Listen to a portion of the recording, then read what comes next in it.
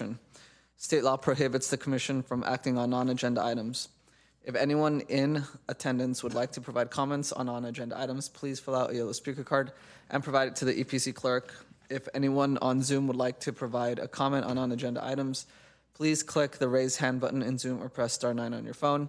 Phone users can mute and unmute themselves with *6. Mr. Clerk, any speakers submit yellow cards or on the Zoom list? None in person and none online. All right, so looks like we have no takers. Then we will proceed to our public hearing for agenda item 5.1, the small business streamlining and other minor zoning code updates.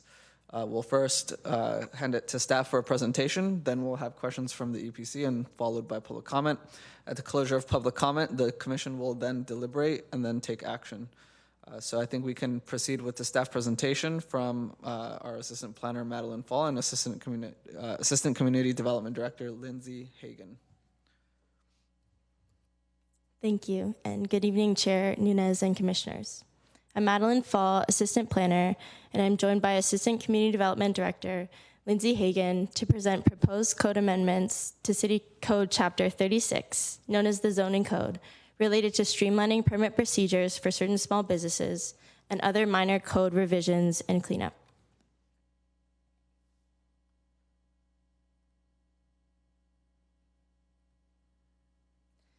The package of proposed zoning code amendments will implement various actions from the city's economic vitality strategy with the purpose of eliminating certain barriers to zoning barriers experienced by businesses.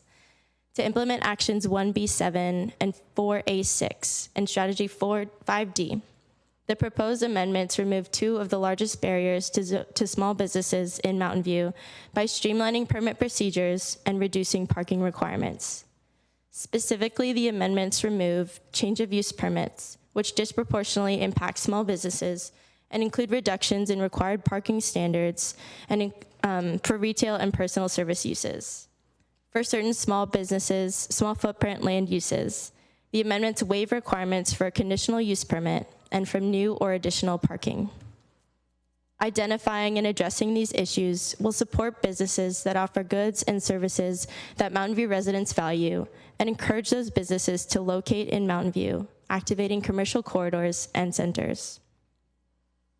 In addition to the economic vitality strategy, staff has initiated the proposed amendments to 1, implement the council work plan item of completing city code cleanups. The proposed amendments update inconsistent language and modify or add land uses and definitions to reflect modern land use terms and advance a more user-friendly zoning code. And 2, staff routinely prepares minor zoning code amendments to align with state and federal laws, improve consistency and transparency, and update procedures.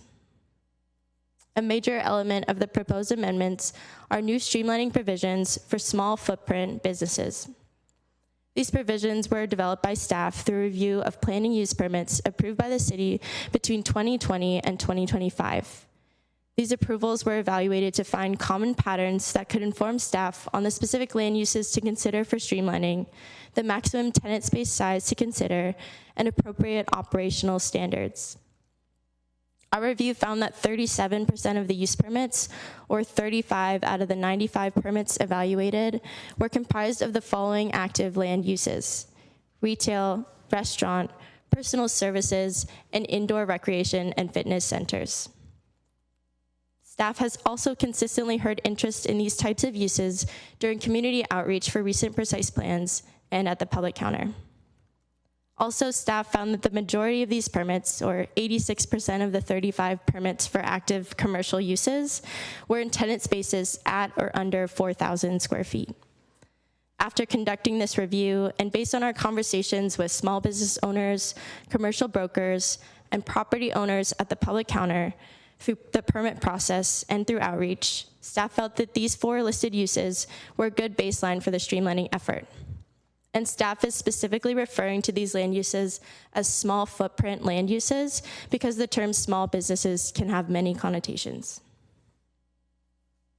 Staff is proposing to geographically focus the streamlining provisions for small footprint land uses within the city's existing commercial zones, as shown on the map on your screen and in attachment 2 to the EPC report. It's important to note that the package of amendments before the EPC tonight does not include any changes to precise plan areas. The changes we are discussing would only impact a precise plan area if the specific precise plan currently refers to the commercial zoning land use table. The qualifying land uses include the active commercial uses discussed on the previous slide and listed here.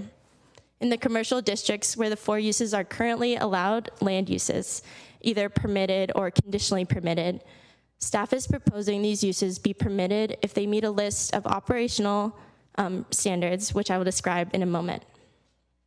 Provided a business complies with these criteria, the new provisions would allow the use to be exempt from use permits and from providing new or additional parking beyond what already exists on the site.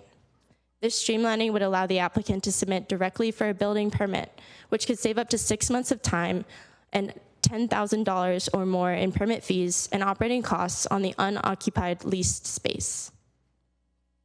This slide shows a list of the proposed operational standards for small footprint land uses. These standards were developed for review of the conditions of approval placed on past permits, as well as applicable city code requirements. The standards include the maximum tenant space size, compliance with other applicable codes and laws, and basic objective requirements for loading, solid waste, outdoor activities, noise, and any changes in ownership.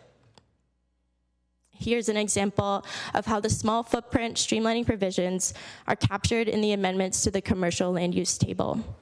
A new row is added with revised permit requirements for restaurants that are 4,000 square feet or less, and the existing land use would be updated to clarify that current standards continue to apply for businesses that are over 4,000 square feet. Additionally, staff is proposing to add language to the operational standards that if a business violates any of these provisions, the city will utilize existing code enforcement procedures that are already established. To further implement the economic vitality strategy, the proposed amendments also include the following changes. First, to stay competitive in the retail market regionally, staff recommends updating the minimum parking standards for retail and personal services to 1 parking space per 250 square feet. This is based on a survey of 10 cities in our region, which was summarized in the staff report. Through staff's research, Mountain View was identified to have the highest parking requirement in the region. There's no need for the city to have such a high requirement compared to the other cities surveyed. Second, staff recommends removing requirements entirely from the zoning code for change of use permits, which is a use permit approved at the staff level. This permit can be a burden for businesses and a confusing step for applicants that are proposing a change of use from one permitted use to another permitted use. It can also take what should be a ministerial permit review and make it discretionary, where conditions can be placed on the permit. If approved, both changes would have impacts in all commercial and industrial zoning districts, and not just for small footprint land uses. The changes to parking standards would impact precise plan areas only if the precise plan specifically refers to the zoning code. In addition to implementing the economic vitality strategy, the package of proposed zoning code amendments include a comprehensive set of minor cleanups which have been drafted to improve consistency and usability and add new land uses or update existing land uses with modern business types and definitions. The proposed cleanups can generally be categorized in the areas that are shown on the slide, which I will touch on briefly in the following slides. The majority of the amendments include broad updates to the residential, commercial, and industrial land use tables and the parking standards table to align land use category names throughout the code, to use similar formatting, grammar, and capitalization, and to incorporate appropriate references to sections where definitions and applicable requirements can be found. To add greater clarity to the zoning code, and in some cases to consolidate land uses, staff has proposed 1, adding new land uses. So one example is public recreation, which will distinguish recreational facilities managed by a public agency from privately operated facilities. 2, combining similar land uses under an existing or renamed land use category to be consistent. And 3, renaming an existing land use category to reflect a modern, more inclusive reference and to further improve the clarity of the land use. In addition to changes throughout the code, staff is proposing specific changes to the industrial land use table. These changes include 1, recategorizing existing uses to align with land use terms used throughout the code. 2, adding land uses to the industrial land use table, which are allowable based on other sections of the code but are not currently listed. 3, adding new land uses to reflect current business conditions, including adding outdoor retail as conditionally permitted in districts where retail can be located, and adding a shopping center warehouse retail use to reflect existing warehouse retail centers in the MM zone. 4, updating permit requirements for the existing offices, research and development land use to allow it as a permitted use in the MM zone where it currently requires a conditional use permit. 5, renaming the existing storage use to storage accessory to match the existing definition and to further distinguish the use from personal storage and warehousing, which are already listed elsewhere in the zoning table. Staff proposes the following changes to the required parking standards table. 1, updating land use names to align with the land use tables. 2, consolidating parking standards under a given land use name. A number of the land uses have multiple parking standards for different business subtypes. 3, adding new parking standards for all listed land uses, including separating out some of the individual land uses which are currently combined for easier identification. And if no parking standard currently exists for a use, then adding a parking requirement based on a parking requirement listed elsewhere in the code, applying a parking standard that has been used historically, or requiring a parking study. Staff proposes to modify zoning code definitions to add any new, combined, or renamed land use categories as previously discussed. In addition, staff proposes to add definitions for existing land use terms that were not previously defined, and to update language and listed examples for certain definitions to meet current business trends and to increase clarity. Due to the combining of various existing land uses, there are certain land uses where the proposed updates have altered the zoning district in which a current land use is allowed or conditionally allowed. These are summarized on your screen. A summary table is also found in attachment 4 to the EPC report. Most of these changes expand where the uses are allowed with a conditional use permit or as a permitted use. There is one use that would go from permitted to requiring a conditional use permit, which is plant nursery. The change would align the plant nursery with all other outdoor retail uses in the city, and it does not impact any current businesses in the city. Overall, staff feels these alterations in permit requirements are appropriate based on the current businesses within the city and given the overarching effort to streamline and modernize land uses in the zoning code. In terms of community outreach, city staff discussed the proposed amendments with various members of the business community to verify they would result in meaningful improvements, including one-on-one meetings with brokers and meetings with developers and the Chamber of Commerce. Staff received unanimous feedback that the proposed amendments are a positive improvement to support the retail and service business community. In addition, the business community expressed interest in expanding the streamlining provisions to certain precise plan areas. Moving forward, staff will present the EPC's recommendation on the proposed amendments to the City Council at a public hearing tentatively scheduled for February 24th, 2026. Followed by a second reading in early March. If approved, it's anticipated that new updates would be effective in early April. Additionally, these changes, if adopted, may precipitate text changes to various precise plans to ensure consistency with the zoning code. Staff will undertake this effort as resources and workload allow. Also, staff will be evaluating expanding the Express Permits MV building permit program to incorporate the 4 small footprint land uses. For any commissioners not familiar, this program allows for a more condensed review for building permit, and it includes a scheduled Zoom meeting with city staff reviewers and the applicant's project team over a 3-week time window. In conclusion, staff recommends that the Environmental Planning Commission recommend that the City Council adopt an ordinance amending City Code Chapter 36 and find that these amendments are not subject to the California Environmental Quality Act. Thank you for your time. Staff is available to answer any questions. Also here tonight is Amanda Rotella, Economic Vitality Manager, to assist with any questions. Thanks. Thank you, Ms. Fall. We will proceed to the questions portion from the commission. Are there any questions that the commissioners would like to field at this time? Commissioner Subramanian. Thank you, Chair, and thank you, staff, for your presentation. I had a couple of questions to clarify some of the points that were noted.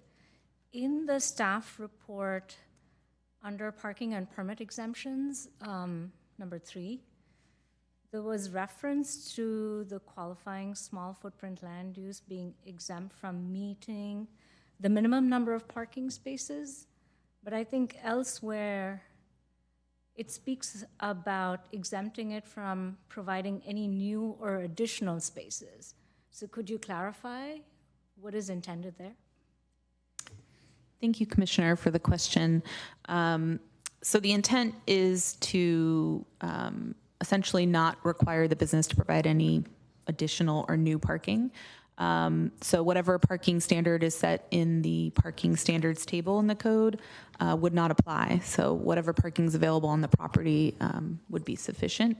The caveat that is noted in the report that I'll just highlight now is the building code requirements about certain electric vehicle parking and accessibility or ADA parking would still apply. Thank you for the clarification. So the idea is that the code would be updated to the newer standards, and therefore the businesses don't have to provide anything in addition to the new standard. Is that? There's 2 different points. In terms of the new parking standards, it really is the, there's the retail component and the retail component and the personal service component that we are updating that parking standard in this package of amendments sort of across the board that would apply to any of those uses in the city. In terms of the small business footprint, it's only those 4 listed uses. If they comply with sort of the framework we've established, then they won't be subject to adding any new or additional parking for what's that standard set. Thank you. Commissioner Dempsey. Thank you, Mr. Chair. Help me understand the reasoning behind running this analysis for all the commercial spaces, but not for any of the kind of heavy retail precise plan areas. That's a great question. I think part of our effort here was to look at where we're seeing a lot of these permits getting triggered and what are those land uses. And so really we started from what we know, what the history, tells us. And so for us, that was really a starting point. And so a lot of that is focused in the commercial areas. I will say the list of uses, the permits history we did look at does include some of the provisional use permits that are in the precise plan areas. This effort, if you can't tell by the size of these attachments, is quite large. And so I think we wanted to focus on what we felt was achievable in this first pass. But as we mentioned towards the end of the presentation, there is an effort of carrying some of these cleanups and other effort into the precise plan areas. I will highlight a number of the existing precise plans already allow for some of this streamlining. So the effort really is to look at where do we need to make further tweaks? Does that include any of the big 3, the San Antonio, El Camino, and downtown? So a number of them, the way those provisions are set up in those precise plans already allowed for some of the streamlining that our current commercial zones don't allow. So some of it's already being achieved. I think part of the effort and the additional work we need to do is to see where are there still differences that we may need to tweak. This is probably not data that you have right now, but I think this might be a useful data point for when the council sees it. If you could give me a sense of how many of the small footprint retail businesses in Mountain View are going to be covered by this change and how many are left out of it, I would be very interested to know that. So if you could tell me you're going to get 80% of the small footprint, small businesses in Mountain View by doing what we're doing here, I would say right on. If it ended up being like 60, 50, I'd be concerned, because actually I so support, this isn't comment time, so let me just say, I think the work done here appears to be really good work, and I would love to see it applied more broadly if we can do that with relative ease. So, but anyway, I think that data point would be useful for a further iteration of this. Yeah, and what I would add to that, and I appreciate the comment, is essentially based on the surveyed history, we see the 4 uses we're talking about is 37% of the use permits we see. So it was the majority by far in terms of packaging uses, you know, of a similar kind that are having an impact. So we'll see what data we can pull, but I hear what you're saying in terms of it would be helpful information. And I do think just that the fact that the chamber raised it as an important next step is another piece of data that suggests there's probably going to be some value to it. Thank you, Mr. Chair. Excellent. And we are in the question phase. Appreciate the commentary, just in the vein of kind of keeping this rolling here. Questions? Commissioner Pham. One of my questions was already asked by Commissioner Dempsey, so thank you for that. Another question I had was just more general context around the motivation for this work. I know some of it came from council and council priorities, but was there any motivation or influence regionally or statewide for some of these amendments? Appreciate the question, Commissioner. I think, you know, a lot of, and what we sort of tried to identify in, I think, the beginning of the staff report, it is a common practice for us here in the city of Mountain View every couple of years to come forward with kind of a package of minor code amendments and cleanups. So it's not unusual for us to be doing that. I think, so that is kind of a common effort that we put forward. A lot of the focus here was on implementing the economic vitality strategy and sort of the small business focus. I'd say a lot of the cleanup effort, quite honestly, sometimes when you introduce new staff, new regulations, new state law, you start realizing there's things we can clean up and present better in our code. And I think that's really all the effort. A lot of the effort here is a lot of that. And I think also just hearing a lot of the feedback and implementing the code and hearing the feedback we hear from the business or property owner community helps also kind of drive some of the list of amendments we do, and making it, a lot of the effort in this package of amendments is really to make it easier for someone to track their use across the different aspects of our code, which is really challenging for someone to do today. So a lot of this is to try and build a better and user interface with our zoning code, both from a public perspective and business perspective, and also from a staff implementation perspective. So I would say, you know, it's a lot of those things wrapped up into this package of cleanups. And Chair, if you'll allow, good evening, Christian Murdoch, Community Development Director. All of the reasons that the Assistant Director mentioned are important and relevant. I'll say another driving force from my perspective in giving direction and guidance on this work is vacancy elimination. Vacancies are problematic when they occur in our community, and eliminating barriers for small businesses to open, particularly low-hanging fruit where we can resolve parking issues proactively that we know, even after going through the process, don't surface as ongoing operational issues, is important. The time and the cost associated with obtaining these discretionary permits is significant for small businesses, and it leads to them failing because they consumed so many resources early in that process, or looking for some other community to locate in and not resolving a vacancy in Mountain View. And so to the extent we can speed up the time that those vacancies are resolved and occupied by businesses that want to locate and thrive in our community, that's important work, and that's a driving force for this as well. Any further question? No? All right. Thank you, Commissioner Pham. Commissioner Cranston. Did I wait long enough? Okay. For people who are wondering, I've been told that they can't hear me on the thing, so they gave me a microphone. So several questions. The 37% that were in these categories, can you characterize what the other 63% was? So a number of them, I think, examples were listed in the staff report, but essentially there wasn't a lot of consistency across the board on what some of those other uses were, but they ranged from things like office, research and development. We've done school CUPs, childcare related CUPs. I think that's what's coming to mind. Okay. And then of the 86% that were under 4,000, were all of those in this category, or were they spread out? Were some of these retail, restaurants, personal services, indoor larger than the 4,000? I apologize, Commissioner, you're asking of all the 95 permits? So on slide 4, you say that 86% of the 835 permits were for tenant spaces under 4,000. Okay. So that's limited to these 4 categories? Correct. Okay. All right. Of those, how many of those were located? So there, and you look at the map, there are areas that are, I tend to think of as retail-ish. You know, it's a shopping center of some kind, a plaza of some kind. But there's also the 3 largest blocks are not. Okay, the area along Middlefield, the area along Moffett, and the area that's kind of tucked between 237 and 85.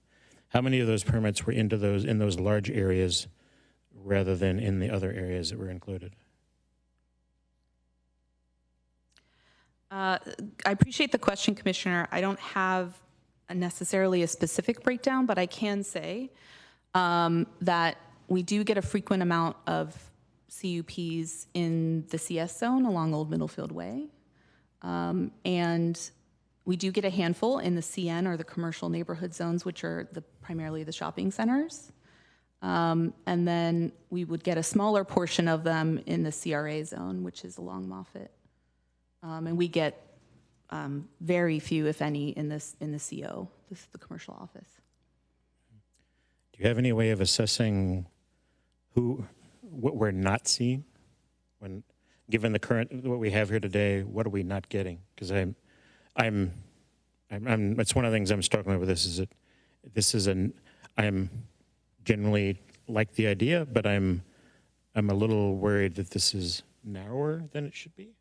So do you have any way of getting a feel for what's missing at all? I mean, as you talk to brokers, it said they just won't bring something even into Mountain View simply because it's just not something that's feasible. That's what I'm trying to get some sense of. I'll be honest, Commissioner, it's a hard question to answer in the sense that we had to start this exercise somewhere. And so I think for us, it was starting with what we know historically and what we've heard consistently. I think sort of what I'm hearing you ask is almost like a larger study of what sort of retail marketplace, we could attract, or services we could attract that we don't currently have, which wasn't necessarily part of this scope or effort. But I think for us, this is really an exercise of starting somewhere, and I think starting where we hear and interact with customers the most, which is really at this ground floor, sort of as the director highlighted, sort of low-lying fruit that we know our use is trying to locate here, and so improving that existing process. But in terms of a broader study, that would take a much different effort to undertake. The decision to extend the rules for these into the other areas that aren't included in this, why was that decision made?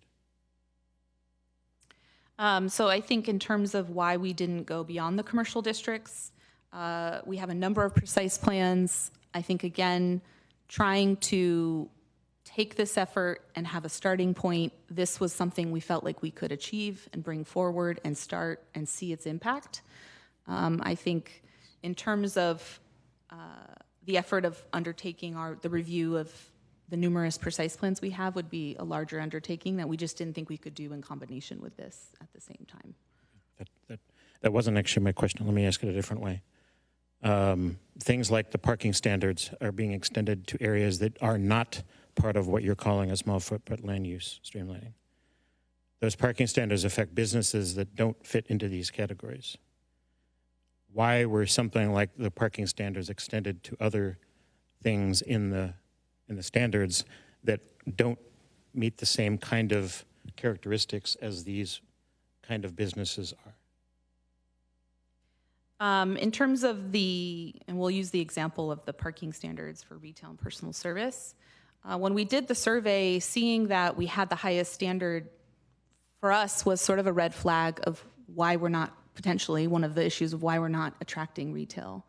And so for us, it seemed like a very straightforward thing we could take an action on and propose for consideration in terms of trying to alleviate any of the zoning barriers we might have for that type of use, especially since we hear about it so much at community meetings and other outreach efforts as an interest, a use that is of interest. And you're correct, it does go beyond the small footprint business framework we're talking about, but it is still centralized on the commercial and industrial zones and a handful of the precise plans that reference the parking standards. But I think for us, that was a one way to additionally address the economic vitality strategy action item related to parking barriers. I think that's anything else I have would be more go into the discussion section. So I'll. Thank you, Commissioner Cranston. Vice Chair Donahue. So I just have one remaining question, and it relates to something I think that Commissioner Dempsey was talking about. So you said that that this doesn't apply to the precise plan areas. I understand that, unless the precise plan specifically refers to the standards of a commercial zoning district. So do you have any sense of? I don't think that you answered this, but do you have any sense of which precise plans or how much of the precise plan areas do that? We actually have a slide as a backup because we thought this might come up. There's 5 precise plans explicitly that reference the zoning, either the zoning land use table or specifically reference the parking standards in the zoning code, or specifically reference what I'll call the exempt or certain uses or scenarios that are exempt from a planning permit, which is where we put language related to the small footprint business exemptions. So these 5 have some element of these amendments where it would relate back to them. And so I'll just take, for example, the downtown parking or the downtown precise plan currently has references to the parking standards of other listed land uses in that precise plan. If it doesn't have the standard in it today, it refers you back to the zoning table. And so there are scenarios where, adopting this package of amendments would effectively make change in some of these areas. Okay. Yeah, great. That's very helpful. Thank you.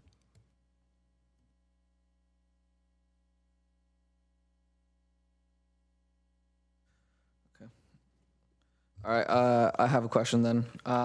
It regards to the recency of the parking analysis. So in the presentation, I think you guys mentioned that we're currently that 180 number is the highest amongst our kind of like neighboring cities. Was any accounting done for the recency? So for example, that 250 number that would bring us on par with Sunnyvale, for example, was that a standard that just got revised to get to that 250? Or is it like some number from the 1980s? Or how do we know that, they're not looking at their own parking situation and going, right? I guess, are we modernizing? How do we know we're not modernizing to something that's going to be unmodern in, 5 years or something like that?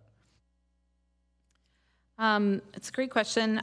In terms of the surveying done, it was based on all the existing zoning parking standards that these cities have available.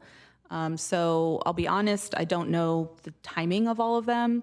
But again, for us, it was a very evident sort of concern that we were the highest when we surveyed these cities. And these cities are ones that have popular downtowns and popular commercial centers and corridors. And so I do know at least some of the handful of cities have more recently looked at their parking standards. I know a portion of the city of San Mateo did.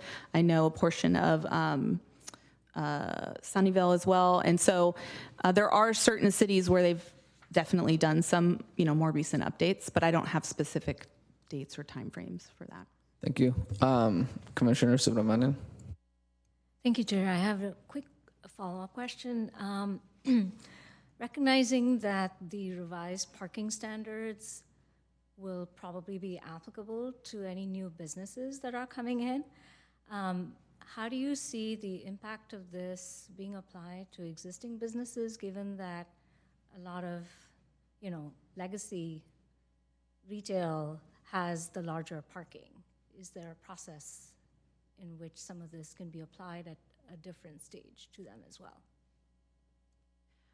Great question. I think in terms of how these new parking standards, if they go, get adopted and go into effect, would impact existing sites, it's really going to get triggered only if they have a turnover in tenancy, in which case, if they're already parked at today's standard, they'd have no problem meeting the new standard, which to some extent may be a benefit for those properties because they might be able to have a different mix of uses on the site that were maybe more challenging to meet under the current parking standards. So there are benefits in that regard, but it really only gets triggered when there's some sort of permit request coming in. Thank you. Commissioner Gutierrez. Thank you, Chair. I have a couple of quick basic questions. So when you looked at the comparisons with other cities regarding the parking space allotment, were you able to also figure out or determine if there was a positive impact with those spaces that might have been not rented out or leased out to then have a business opportunity show up? Because it would be nice to be able to see that correlation and say, well, in Sunnyvale, they did this, or in the other surrounding cities, when they did this, they had a certain percentage of vacancy, and then afterwards, the percentage of vacancy decreased. And if you brought that up early in the report, forgive me, I missed it because I came in late. So, I appreciate the question. I think, did we specifically talk to city staff in those cities and ask them that question? I'll be honest, no. But it is definitely something we can follow up with some of the, the cities that we know had more recent, done more recent updates. I will caveat to say, parking is often not the only thing that will bring in a tenant or business, but it is a major factor. So there's often a combination of things that cities, do to try and streamline. great, thank you. I appreciate that. I'm thinking a couple members of the City Council might be interested in that. That's why I also brought that up, just because it's always good to have some sort of exemplar. Like you had which was awesome. I like it when you anticipate some of the questions that we may ask, and all of a sudden you have a slide just in case, right? That's awesome. And then the other basic question is for the city attorney. Good to see you again. When I look at the findings that the amendments are exempt from review under the California Environmental Quality Act, I've always wanted to ask this, and it triggered my curiosity even more when I saw the article earlier today on the Mountain View Voice where Los Altos is having some sort of lawsuit over a CEQA quote-unquote violation.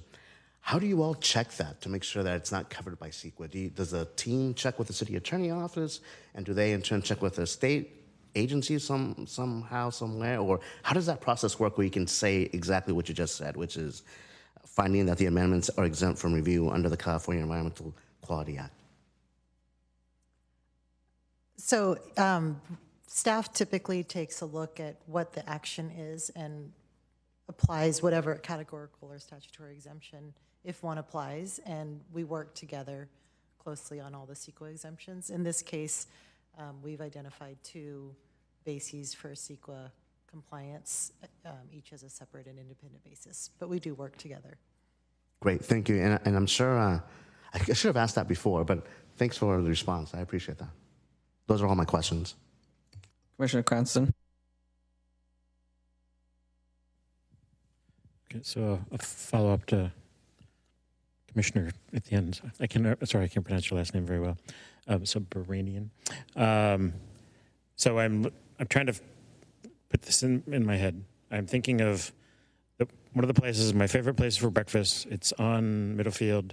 It's a little restaurant, kind of faces Middlefield, but it's in one of these. A lot of the buildings along Middlefield are these kind of low, almost like a office strip mall kind of a thing, and that goes back. And there's like 6 units beyond it. If the tenant, if they wanted to rent the space next to the restaurant, would they have to meet the parking standards, even though the building doesn't have anywhere near enough space to allow these kind of standards in anything except the one that's facing the street? Or is it because the building already exists, they could do it anyway? Or is it simply they could not even, I think, to apply in those areas? If I'm understanding the question, I'll start here. In terms of how parking standards are applied to multi-tenant sites, it's really when each use comes in, we verify the parking is met. On some sites, and I'll use the example as a shopping center, they have one parking standard applied to the whole center. So the independent uses, it's not triggered as much, because as long as they meet the 5 or 6 uses listed in a shopping center definition, then we don't have to keep looking at parking over and over. For the multi-tenant sites, I know a number of them on Old Middlefield Way in particular, we do have to kind of look at it case by case.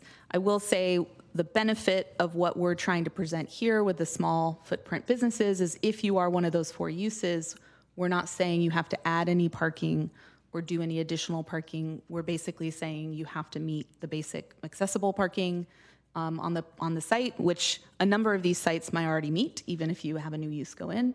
And you would also need to meet the electric vehicle charging requirements under the building code.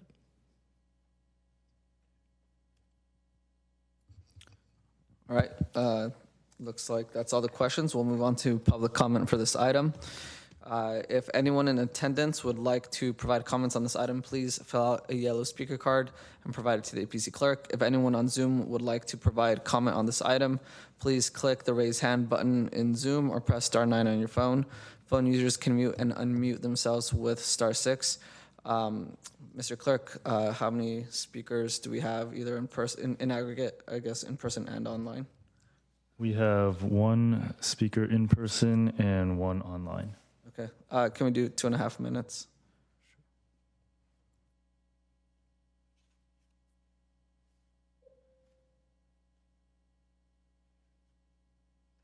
Would you like in person or?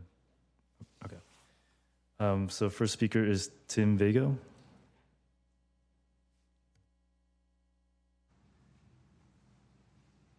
So my name is Tim Vago, and I am president of the Nicholson Company, and we are general partner of the Ranksdorf Center up at 101 and Ranksdorf Avenue.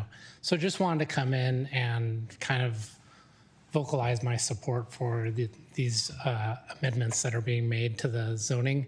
Streamlining the codes is very important for us. I mean, of course, having vacant spaces is deadly to us. We want to be able to get our spaces filled as soon as we can. And kind of what drove this in 2025 is that we had a possible tenant that she was a resident of Mountain View, and she wanted to open up a Pilates studio in our center, and it just wasn't zoned correctly for that. And so, she had to start going through the CUP process, found it burdensome, and decided to, move on to space in Sunnyvale that, apparently that was easier and quicker for her to open it. So, they've come to us for outreach, and we give them our feedback, and so we just really appreciate the efforts that have been made to improve this situation, and that's all I wanted to say. Thank you very much for your comment. Mr. Clerk, we'll proceed with the Zoom comment. The next speaker is Peter Katz. Peter, you should be able to unmute yourself. Can you hear me okay? Yes. Great. Thank you, Speaker and esteemed commissioners. I'm Peter Katz, President and CEO of the Mountain View Chamber of Commerce. I first want to say that the Chamber really applauds staff and their efforts and urges the EPC to recommend approval of these important changes to Council. As was said earlier, the Chamber has been consulted a number of times, and overall we see a lot of this code cleanup as being overdue, necessary, and very beneficial, especially to our small businesses. Tim just gave one example. I can give you many, many more. As noted, some of the long-standing issues in the zoning code that are addressed here and raised in the economic vitality study have unfortunately become barriers to our ability to attract the kinds of businesses that residents want and need in Mountain View. The zoning code needs updating to reflect modern business trends and to support the vitality of our commercial areas and retail centers, many of which have struggled to fill vacancies over the years. The proposed changes will proactively remove zoning barriers and encourage a number of popular businesses to locate in our shopping centers and commercial areas, such as personal services businesses, indoor recreation, in studios, and fitness centers. In particular, the streamlined process for small format uses less than 4,000 square feet will significantly reduce the timeline, cost, and risk for small businesses wanting to open up in Mountain View. We often hear from our members that Mountain View has a reputation for being a tough town to do business in, and that many desirable businesses are choosing to locate elsewhere. These zoning changes will make Mountain View more competitive, help us attract the kinds of businesses Mountain View residents want and need, and they will go a long way towards demonstrating that Mountain View is a business-friendly city. Let's keep it going. We hope that the city will extend these changes to many of our precise plan areas where we've seen similar changes.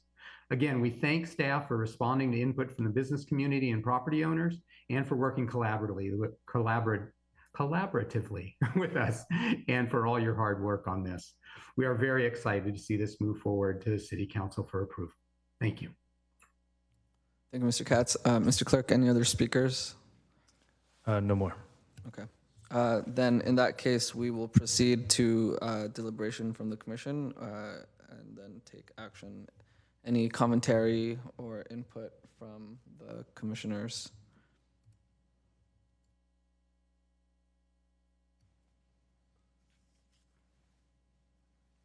Commissioner Gutierrez? Yep. I like the changes. I like that there was an initiative there to engage with the community, especially the business community in general, but just overall, to also find out what's going on around us so that you can make the best decision possible to present to the EPC and then move forward with suggested changes to the zoning codes.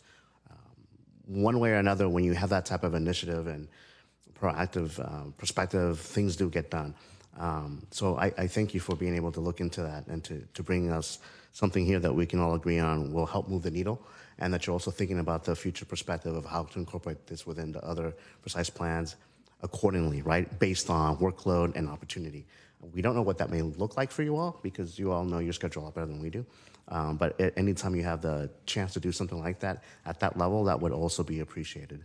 And just a friendly reminder to members of the community, like with the Chamber of Commerce or other business owners in general that are interested in future potential sites. If you see and encounter issues with the City of Mountain View and any type of the process you have when you interact with us to open up a potential business and you see an opportunity to give us constructive criticism, we're here. You can talk to us, you can email us or the team or City Council. It's not like it's a one-way conversation, right? It's not just always initiated by the city. Sometimes there's big changes also happen when we get that type of feedback along the way. So we appreciate your time and patience with all that. Thank you, team. Thank you, Commissioner Gutierrez. Commissioner Pham. I want to thank staff for all the work here. It was a lot of work based on our read, and it's great to have a lot of community support for this, and you explained the motivations very well, so it was easy to understand and easy to get around.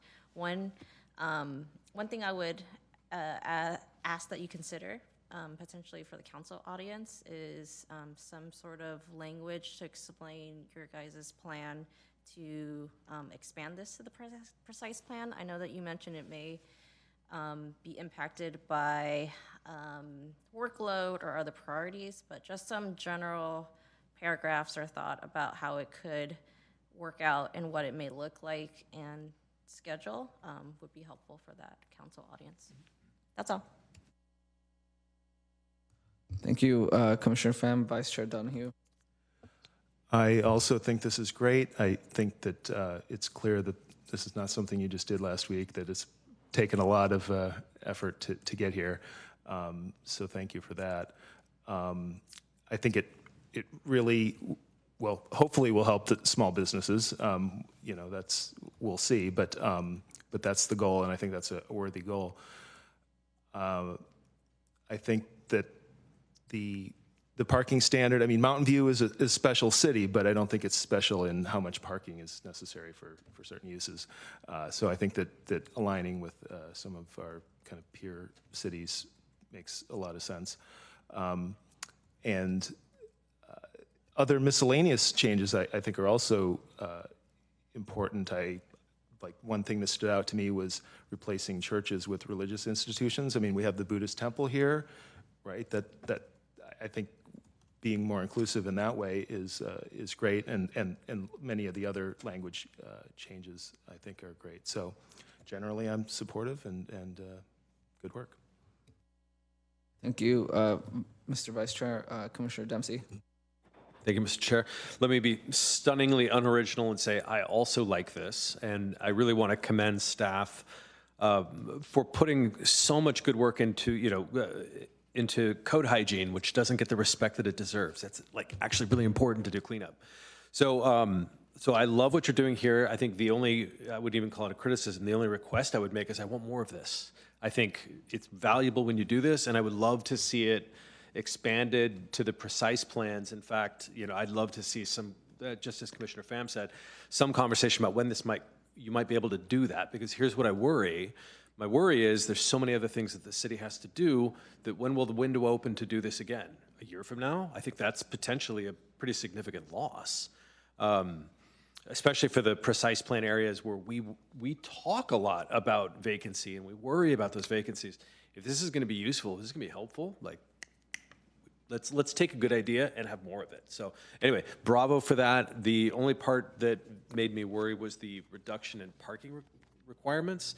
I always worry about that. A lot of times there's nothing we can do about it. I do want to commend staff. You did an excellent job of explaining precisely why it needed to be reduced and why that was a reasonable choice. It was probably the best explanation of why we're going to do what we're going to do. So I thought that was fantastic, and I want to praise you for that as well. So good work. More of it, please. Thank you, Mr. Chair. Thank you. Commissioner Cranston. So I'm going to say first, I like the direction here. But I need to, so I'm going to come across as a little bit negative, but I need to give some context, okay? So I am a small business owner with 3,000 square feet of space. When I looked at this, I did not immediately, when I saw small footprint land use streamlining, I thought, oh, this is me. This is not me, okay? It is not me at all. This labeling this as small footprint is for consumer-facing small footprint. And so let me walk through my concerns here. So I agree with Commissioner Dempsey. This needs to be extended, but there's some things in here that I don't believe we should be doing because they would actually hurt someplace like me. My business is I'm a small printer. Okay, I think of myself as more of a commercial printer. It's not a copy shop. I'm not a FedEx office. But I do business with consumers. People want to. I got a call today. Somebody wants to do their wedding invitations. Somebody's son got killed. They need a poster for the funeral. They need business cards at churches. But I also do stuff for events, and I do graphics for business windows. Okay, so these kind of places that you're talking about here want to put something on the window that says, "Hey, we're open from 9 to 5." So I'll make the graphics for them. So it's not. I'm not consumer facing. I'm more the business services piece. And I looked through this. I went back to the beginning. I'm like, did I miss something? And I realized, yeah, this isn't me.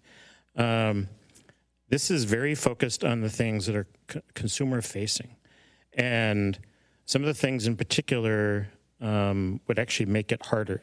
In particular, the parking standards, okay? The extension of the parking standards, you're saying it's getting too low? It's way too high. Okay, I have 3,000 square feet of space. About 40% of my space today is equipment and inventory. I'm trying to add another piece of equipment that'll take me to over 50% of my space being equipment.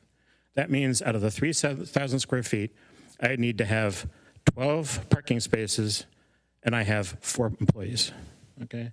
There's a similar business in Sunnyvale that's double my size, 6,000 square feet, and he's got 8 employees, and he lives with 10 parking spaces. Saying that we need 250 square feet per for these other areas, and I don't have the delivery van and the trailer that he has, but he would actually have to have 26 parking spaces for something where he needs 10. So the extension, what I'm concerned about, I like the changes for the customer-facing pieces. I'm really concerned that extending these into areas that were not part of what you looked at is going to actually make it harder for somebody to actually move into the city. There used to be a business like mine in this area, okay? And it went out of business during COVID. It hasn't come back. A lot of printers went away. But I could never, with these requirements, I could never afford to have 12 parking spaces in addition to my 3,000 square feet, okay? The definitions in here today, the changes that are being made, printers today, I have large format printers, I do window graphics. I do quick copy, I do posters, I do banners, you know, grand opening for my new restaurant, yay, okay? That's what I print, okay? Menus, I print those. Business cards for the people, I print those. I'm not the consumer, but I'm one of those business services. And the definition that's been in here I started looking for things, okay, I would not meet the criteria for what a printing business does. I drove past a place that does the stuff you put on windows, like in cars, private, you know, when they want to tint their windows. There's nowhere in these definitions that would cover that kind of a business. I drove past one that does vehicle wraps. Is that a consumer facing? It's most of the time vehicle wraps are being done for businesses. They wouldn't fall in here either. So I'm concerned that, so for the areas that this is focused on, which is the consumer facing pieces, I'm in, okay? I'm really worried that the areas that weren't part of focuses have not had sufficient attention to be incorporated into the changes we're recommending to council. And I think we need to go back and look at those before we make the changes that go that far. I'd be happy to give you my thoughts on the commercial printing business and the things that kind of touch that, but I don't know somebody who does, engine modifications or, a lot of the things, a lot of the stuff. The reason I asked about Middlefield and the area over by the 237-85, those are not primarily consumer-facing streets. Okay, yeah, people can go in there and get their car repaired, but there's a lot of other businesses in there that are doing other things. I can think of a camera repair place. There are some high-end vehicle repair locations, but there's a fair number that wouldn't fit in this, and that's part of my reason for asking about these strip things, because if somebody wanted to add a landlord wanted to add a business to fill up one of those spaces and had to add 20 parking spaces for businesses that don't exist, they would never be able to rent that space. So I don't know how to fold that into this discussion, because for the focus of when I went back to the beginning and read, okay, this is the consumer-facing stuff, I like it. I'm really not in favor, I'm not on board with the extension of these things into areas that aren't consumer-facing. And because they would actually make it, I could not move into Mountain View to do this.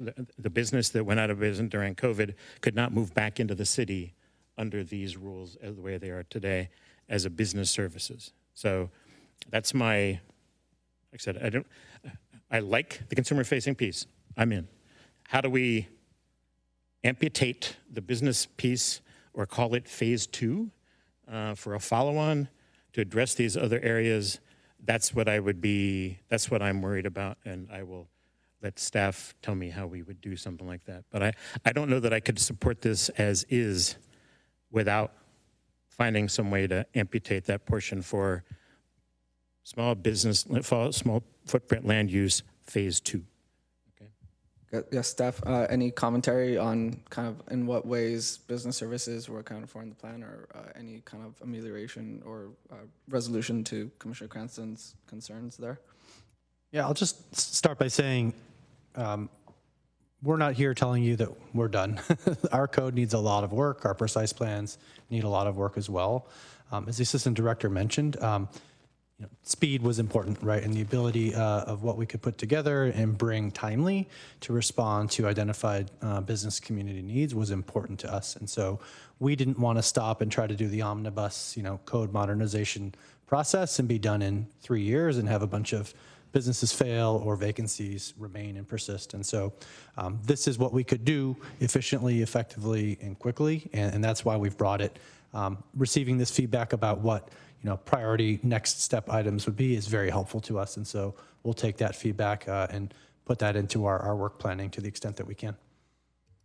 Thank you, Commissioner. Mr. Murdoch. Yeah, Commissioner Gutierrez. All right, cool. So I have a quick question. Now that Commissioner Cranston brought this up, Christian and team in general, the way that Commissioner Cranston described his business, would that, under our terms and understanding for the definitions you gave us as consumer interfacing businesses, would his business fall under that auspice, or is it something else?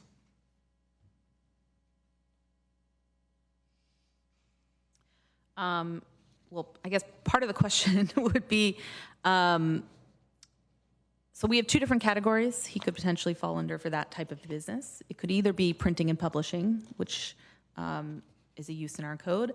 We also have a use called business support services today. And so there is some photocopying type uses that are in that, and that's typically more of a business to business type of sales. And so, those would be the two different uses that we would consider for the description he gave for his business. Thank you. Okay, then I will make commentary. I do like it as well. I in particular am very receptive to the idea of making sure we can do something now rather than not being as nimble as we could be in the moment. One thing I'm trying to glom onto as well, Director Murdoch, you said that there was an opportunity to, kind of move forward by also, I think as you mentioned, in that vein of not being done yet, right? And us having an opportunity to kind of give affirmative feedback on what's the next kind of priority area we would like to have the council look at or consider. Is that kind of business service orientation something that we could, for example, move this forward with an additional kind of, guidance from the commission that, business service distinguish or differentiation is a priority item that we'd like the council to consider as well? Is that something that we'd be able to do as part of this action? So I don't think we'll be able to add that work in, to catch up to the council process as part of this. I think hearing from the individual commissioners as we have about other areas they wish could have been a part of this is as much as we need, I think, at this point in time to think about how we might prioritize the next stage of work. There's already the need to prioritize the precise plans for this work. And so, again, you can see how this work can easily agglomerate into a significant effort. And so we take these types of feedback and prioritization from commissioners and try to factor them into how we lay out and prioritize our work. Right, because I also heard from Commissioner Pham and Dempsey some desire around some kind of just directional input to council on, hey, we also want to understand a little bit more around how this is going to expand to precise plans. And so, I want to make sure that, if there's that majority sentiment on that, not necessarily imparting it as like, hey, this is what the priority ought to be, but more like guidance from the commission on what we think, council should explore as that kind of next prioritization item, more along those lines, because I am hearing, majority support here for this as is, but I also want to make sure that I capture if there's majority sentiment, as Commissioner Pham and Dempsey are kind of indicating, which, I wouldn't think is a bad idea as well. And obviously understanding you have your own work cadence and structure that you need to be mindful of. Just trying to thread that needle there. Is that something that's possible in terms of, because I know for sure I would agree, I'd like to see some differentiation, in the vein of not being done here, right?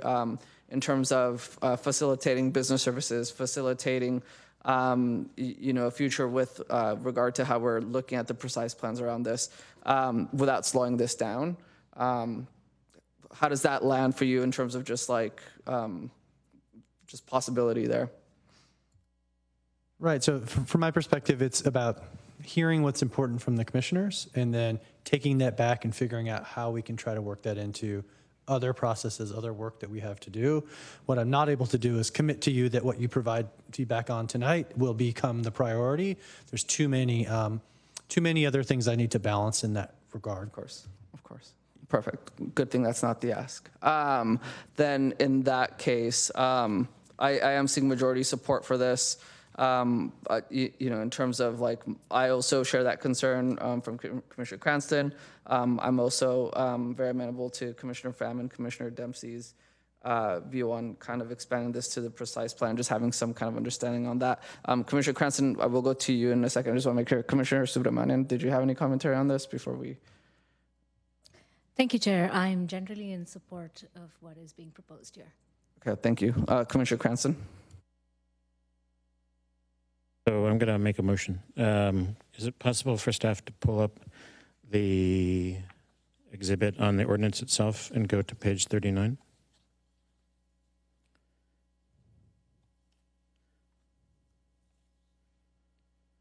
Do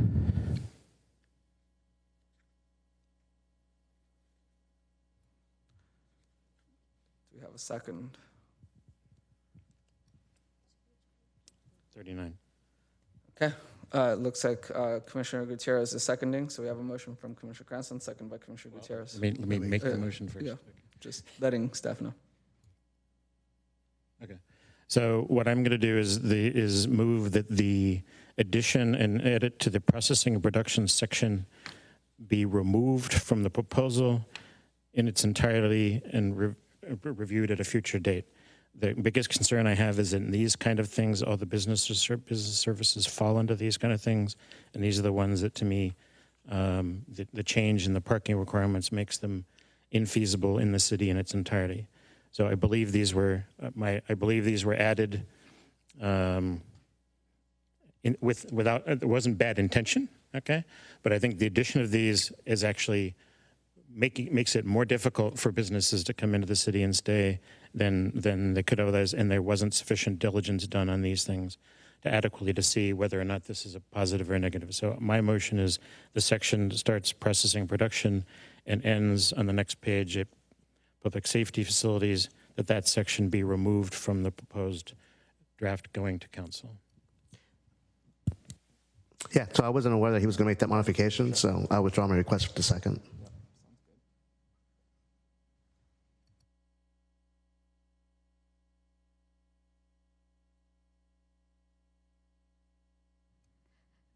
Could I ask a clarification of the question Commissioner Cranston posed?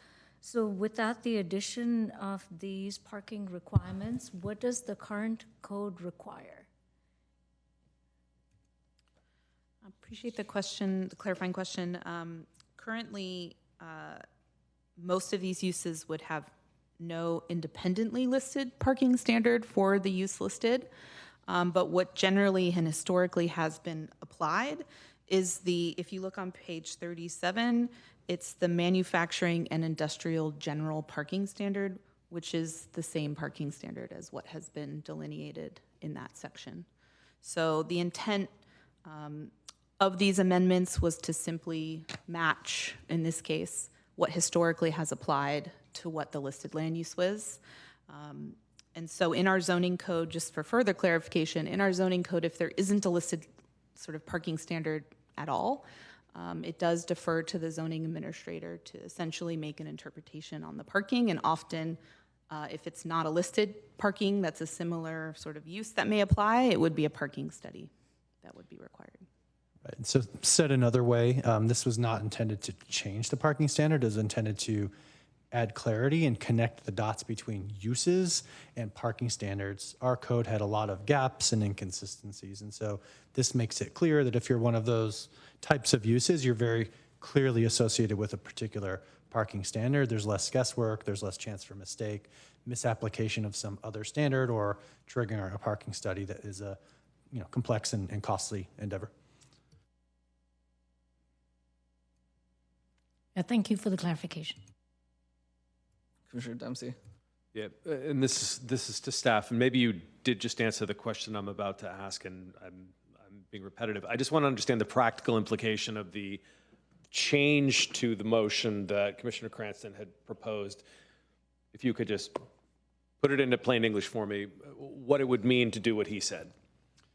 Sure. I think it would result in those uses from the zoning land use side reverting to what's in the code currently, which is a more generalized description of those kinds of uses without very explicitly saying it's those uses from the use side.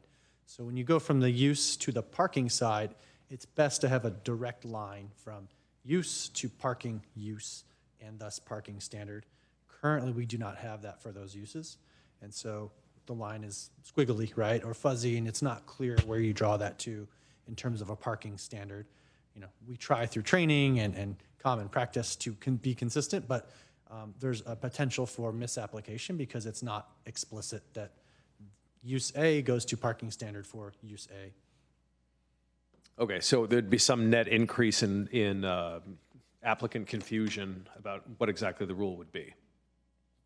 I think that's our sense that this increases clarity and reduces the chance for confusion or ambiguity. Okay. Commissioner Cranston, I'm not seeing a second for the motion. So if it's, I guess just how does it make it worse than what it is today?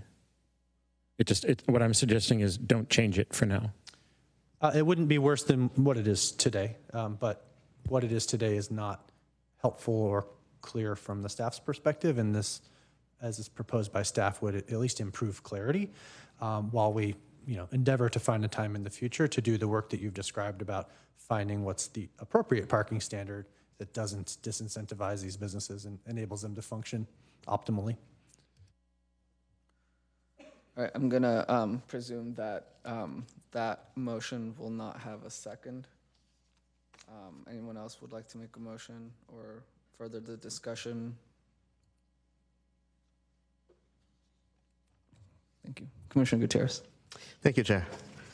I move that we accept the recommendation by staff for the small business streamlining and other minor zoning code amendments as presented. Thank you. Do we have a second? I'll second. Okay. All right. Thank you, Vice Chair Donahue.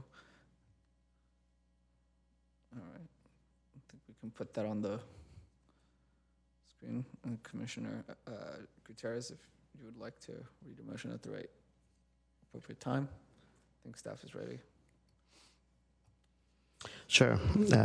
I move that the Environmental Planning Commission recommend the City Council adopt an ordinance of the City of Mountain View amending Chapter 36 zoning of the Mountain View City Code to implement the economic vitality strategy by streamlining permit processes for certain active small footprint land uses, remove change of use permit requirements, and reduce minimum parking standards for retail and personal service uses.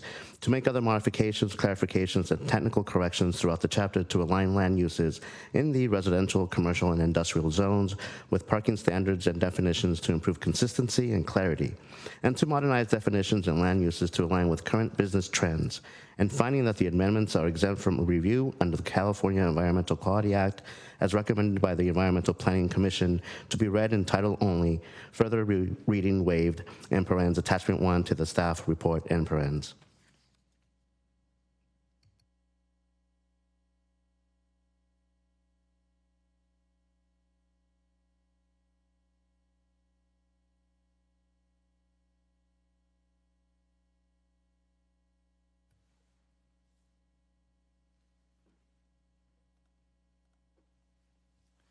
The motion carries 6 yea and 1 no. Thank you, Mr. Clerk. Having completed the item, we will now move on to item 5.2, mixed-use residential project at 490 East Middlefield Road. First, we'll have a staff presentation, then questions by the EPC, followed by public comment. At the closure of public comment, the commission will then deliberate and take action. We'll begin with a staff presentation from Senior Planner Jeffrey Sumura and Principal Planner Diana Pincholi.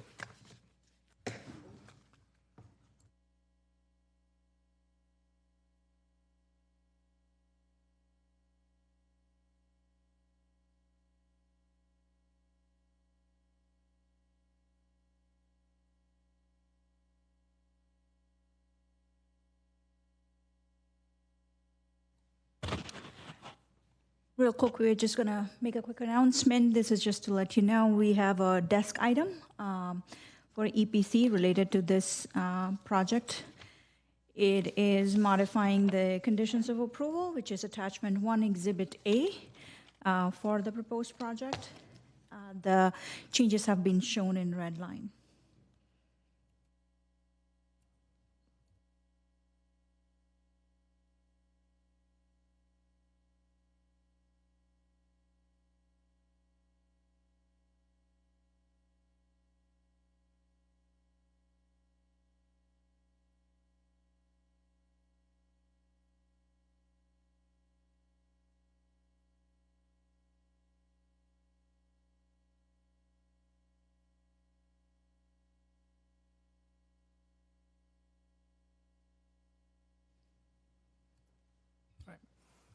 Good evening, Commissioners. My name is Jeffrey Tsamura, Senior Planner. I'm joined by Principal Planner Diana Pincholi. Item in front of you tonight is a mixed-use residential project at 490 East Middlefield Road.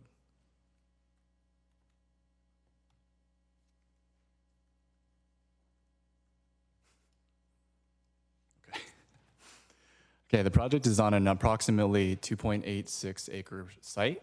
It is located on the northwest corner of East Middlefield Road and Ellis Street. The site is currently developed with a 2-story commercial office building.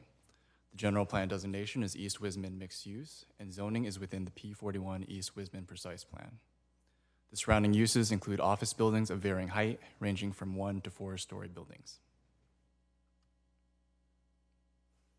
The project is requesting a planned community permit and development review permit to construct an 8-story mixed-use building with 460 apartment units and ground floor commercial. The project is approximately 391,775 square feet in size and includes a 1-level at-grade parking garage with 442 stalls. Additionally, the project is utilizing state density bonus law for a 27.5% density bonus above base units. The project requests a heritage tree removal permit for the removal of 29 heritage trees with a proposed replacement of 173 trees. The project also includes a request for a development agreement between the applicant and the city to utilize both the East Wisman Precise Plan Residential Bonus FAR program and state density bonus law to develop the additional floor area. As required under section 36.54.15 of the city code, the zoning administrator will separately consider and make a recommendation to city council on the proposed development agreement. So to clarify, the development agreement itself is not before the EPC tonight. It's going to be subject to a recommendation by the ZA and will be considered separately by City Council. As the project is providing approximately 15% affordable units, the project is eligible for a 27.5% state density bonus, so up to 100 bonus units from the 361 base units. The applicant is proposing 99 bonus units for a total of 460 units. The project is also eligible for up to 1 concession and unlimited waivers of development standards. The applicant is requesting 1 concession that the applicant has indicated would result in identifiable and actual cost reductions to provide for affordable housing costs pursuant to state density bonus law, to provide the BMR units as the smaller unit type offering otherwise required to be of comparable size to the market rate units per city code. The applicant is requesting 6 waivers or reductions in development standards that would otherwise physically preclude the construction of the project at the density permitted.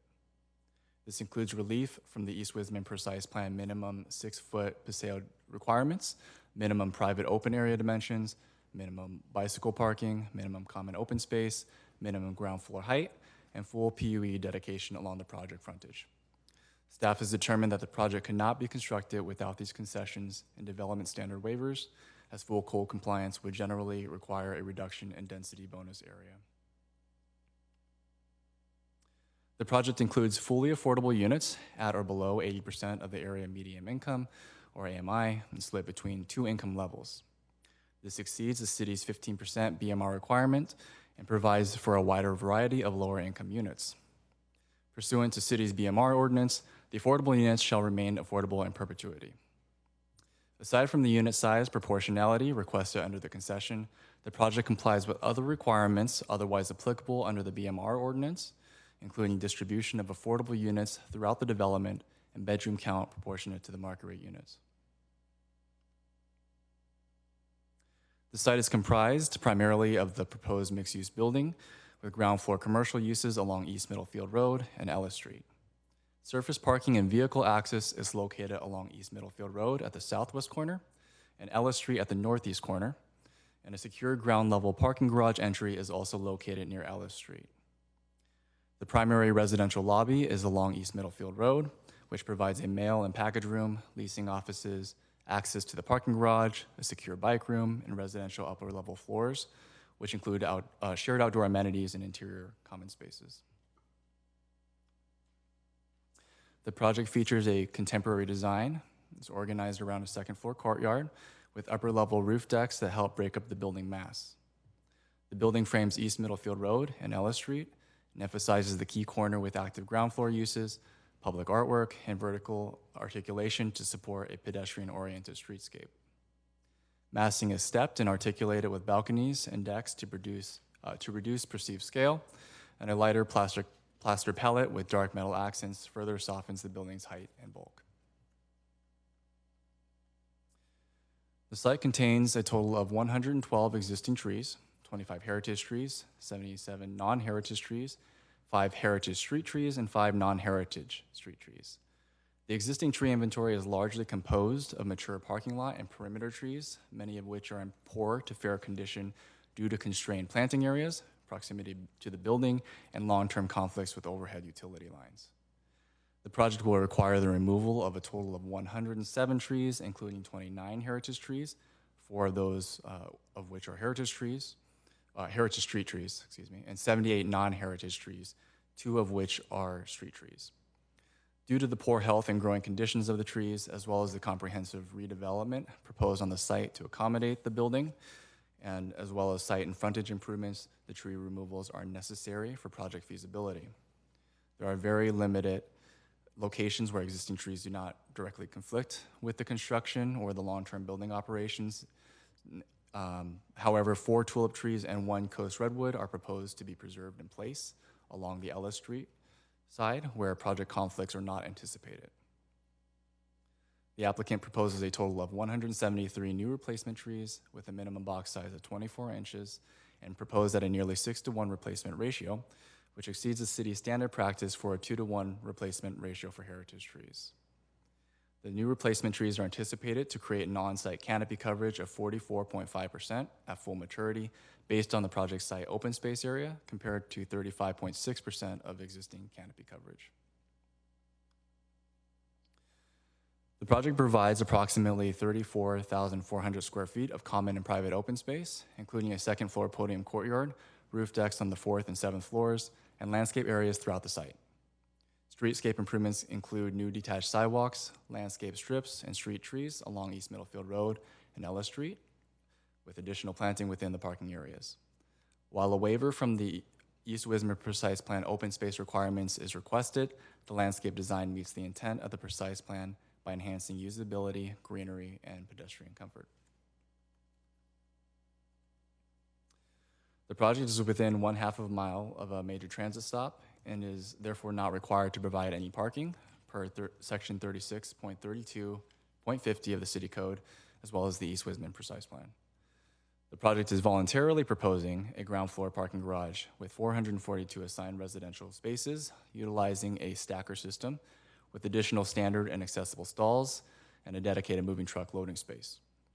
Additionally, surface parking accessible from Ellis Street and East Middlefield Road is located along the north and west sides of the proposed building, with 20 spaces dedicated to residential use and 34 commercial parking spaces, as well as 3 loading spaces.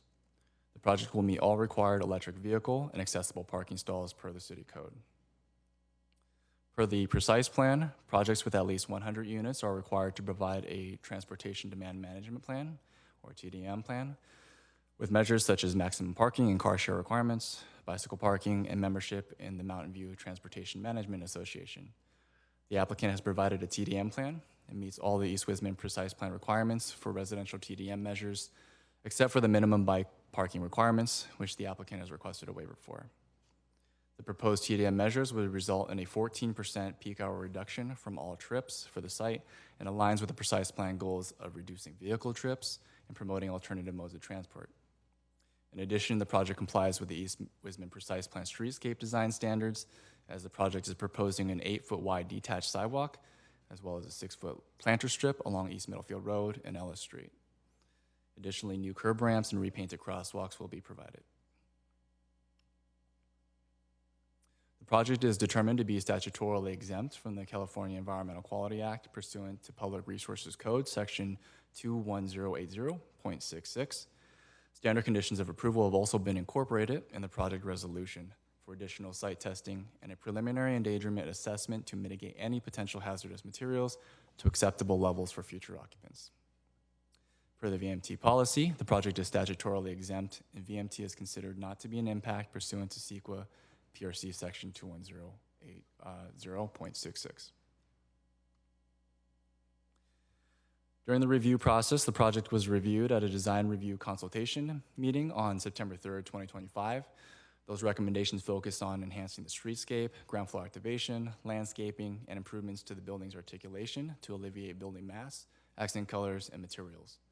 Subsequently, the applicant implemented changes in paint color and stucco textures, incorporated additional landscaping to the retail courtyards, and additional shading elements throughout the residential floors to enhance the residential character of the building. Typically, staff recommends that applicants host a neighborhood meeting for projects of project of this scale to gather community input during the project review phase. The meeting is not mandatory, but the project planner typically would attend the meeting if it is held. The applicant had declined to conduct a neighborhood meeting for this project. The project is tentatively scheduled for an administrative zoning hearing on February 11th, 2026 for review and recommendation of the development agreement, and City Council for consideration of the EPC and ZA recommendation on March 10th, 2026. I also want to note that after the agenda for this hearing was published, staff identified some necessary modifications to Attachment 1 in Exhibit A. Those are the project conditions to modify some of those conditions based on applicant discussion. This includes modifications to conditions 5, 25, 33, 34, 45, 50, 67, 81, 84, 85, 127, 136, 138, 150, and 155. A list of the recommended revised conditions have been provided to the EPC as a desk item for consideration tonight and posted online for reference. In conclusion, the project is found to be consistent with the applicable development standards, achieves general plan and housing element goals by increasing affordable housing opportunities in the city, and helps to meet the city's regional housing needs allocation. Therefore, staff recommends that the Environmental Planning Commission recommend that the City Council adopt a resolution conditionally approving the Planned Community Permit, Development Review Permit, and Heritage Tree Removal Permit pursuant to the conditions of approval for the project attached to the council report, along with the modifications to the conditions of approval as described earlier. Staff received one public comment on the item, which has been provided to the EPC prior to this meeting via email, and it's also available on Legistar. And this concludes staff's presentation. Staff community, as well as Community Development Director Christian Murdoch and Assistant Community Development Director Amber Blazinski is here tonight, available to answer any questions you have. The applicant is also here, and they will be making a presentation. Thank you. Thank you. Quick question around the precedence of that is our EPC questions, I guess. Is there a desired time frame for the presentation from the project, from the developer? So our typical practice is to provide them 7 minutes. Okay. Sure. Are you ready? Yeah?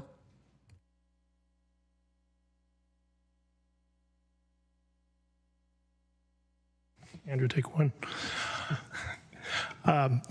Chair Nunez, Vice Chair Donahoe, and I hope I got that right. I was trying Donahue or Donahoe. I wasn't sure of the two.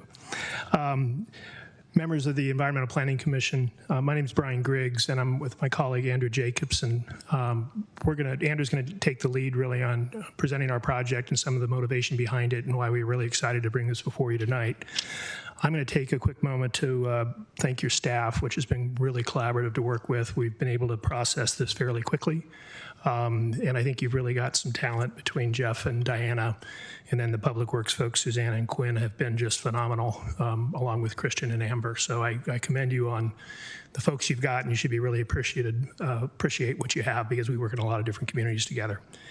But Andrew's going to talk about the project. We're both going to be able to answer questions, whether it's about affordability or other aspects. We kind of worked on it collaboratively. But why don't you take over? All right. Thank you very much, Chair, Vice Chair, Commissioners. Really excited to present this project. I think the first image here kind of gives you the context of where the opportunity lied for us. We knew we wanted to provide housing. We knew we wanted to provide high density housing. There's an amazing East Westman precise plan, and there's realities on the ground today, which you can see is mostly commercial. So what we took upon ourselves was we need to create a vibrant project here.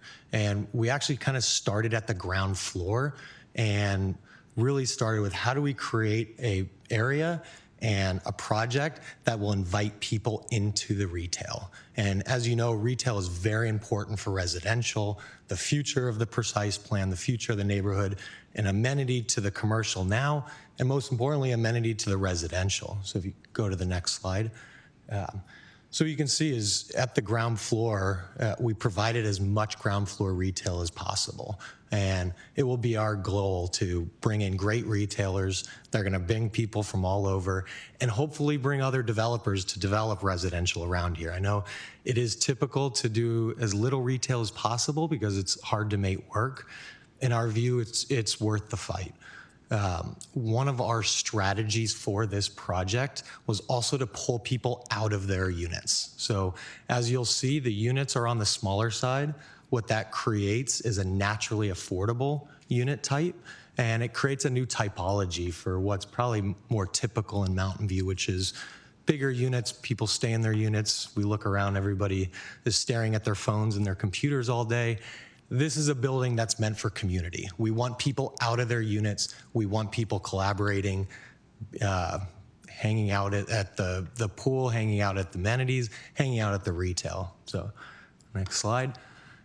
This is an image of the retail and how it actually coordinates with the gym and co-working space above. So you can see what we try to do is bring all those amenities to Middlefield as much as possible. So when you drive by, you feel a sense of vibrancy as opposed to privacy, where a lot of buildings are very insulated. The amenities are in the middle. You don't really know who's inside. We really wanted to draw people out. So when you drive by Middlefield, you want to stop and go here.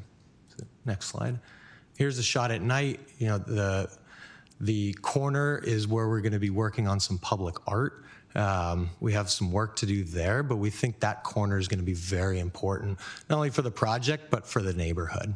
And you can see we did try to break up the massing in terms of the retail, the residential, and how we finish it at the top. Next.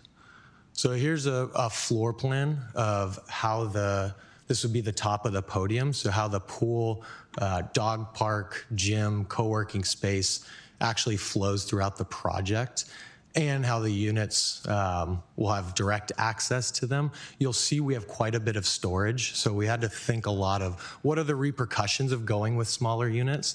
Well, one of them is storage. So see, there's a healthy amount of storage, a very healthy amount of amenity. Our hope, and if we're actually successful in this, those amenities are where people will be. They'll go to their units to sleep at night, but we want to drive them out as much as possible. This is level 3. There are some double height spaces, so trying to break up those floor plates as well, so you feel more grand in some of the areas, and doesn't feel like a big box.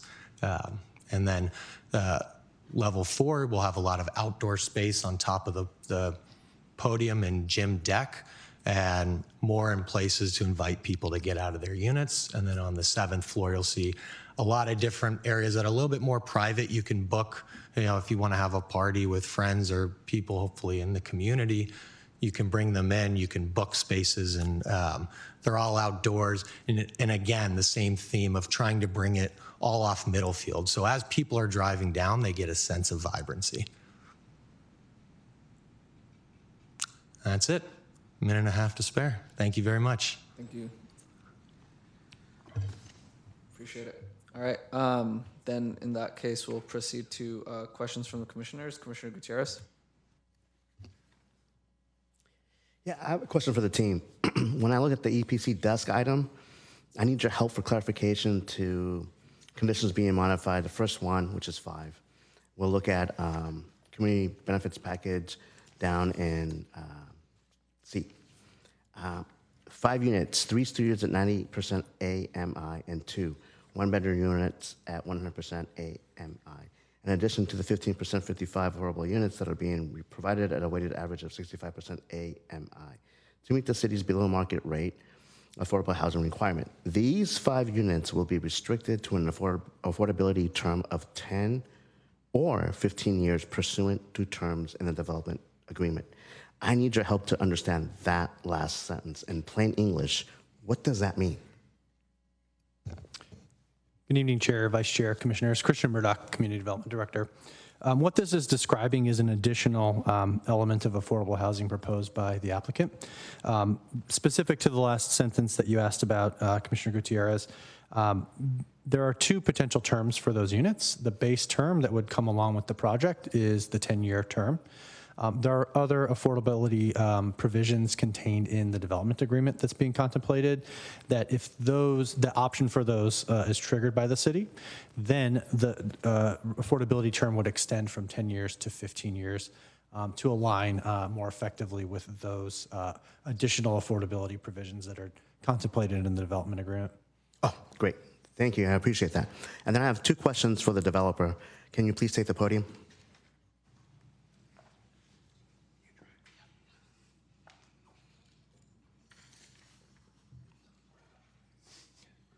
Great. How are you tonight? Good. How you doing? Good, good, good.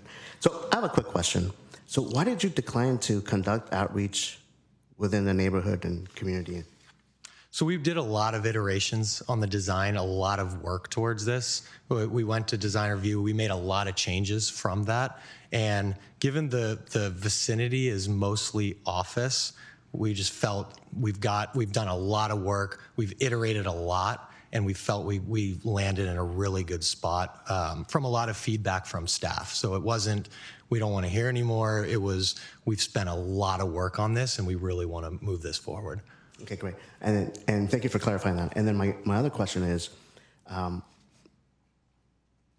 understand you wanting to have a certain type of community and you have a vision, you share that in a very professional way, and I appreciate that so we can further understand the vision behind the community. My concern is you're focusing a lot with studio and 1-bedrooms. Ideally, I would like to see what we don't have already, which is more low-income 2-bedroom units and very low-income 2-bedroom units.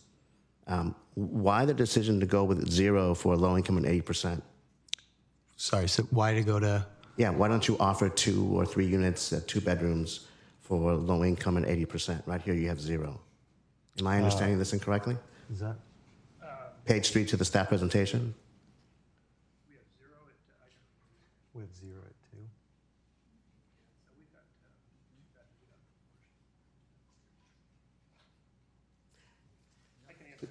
Please help me.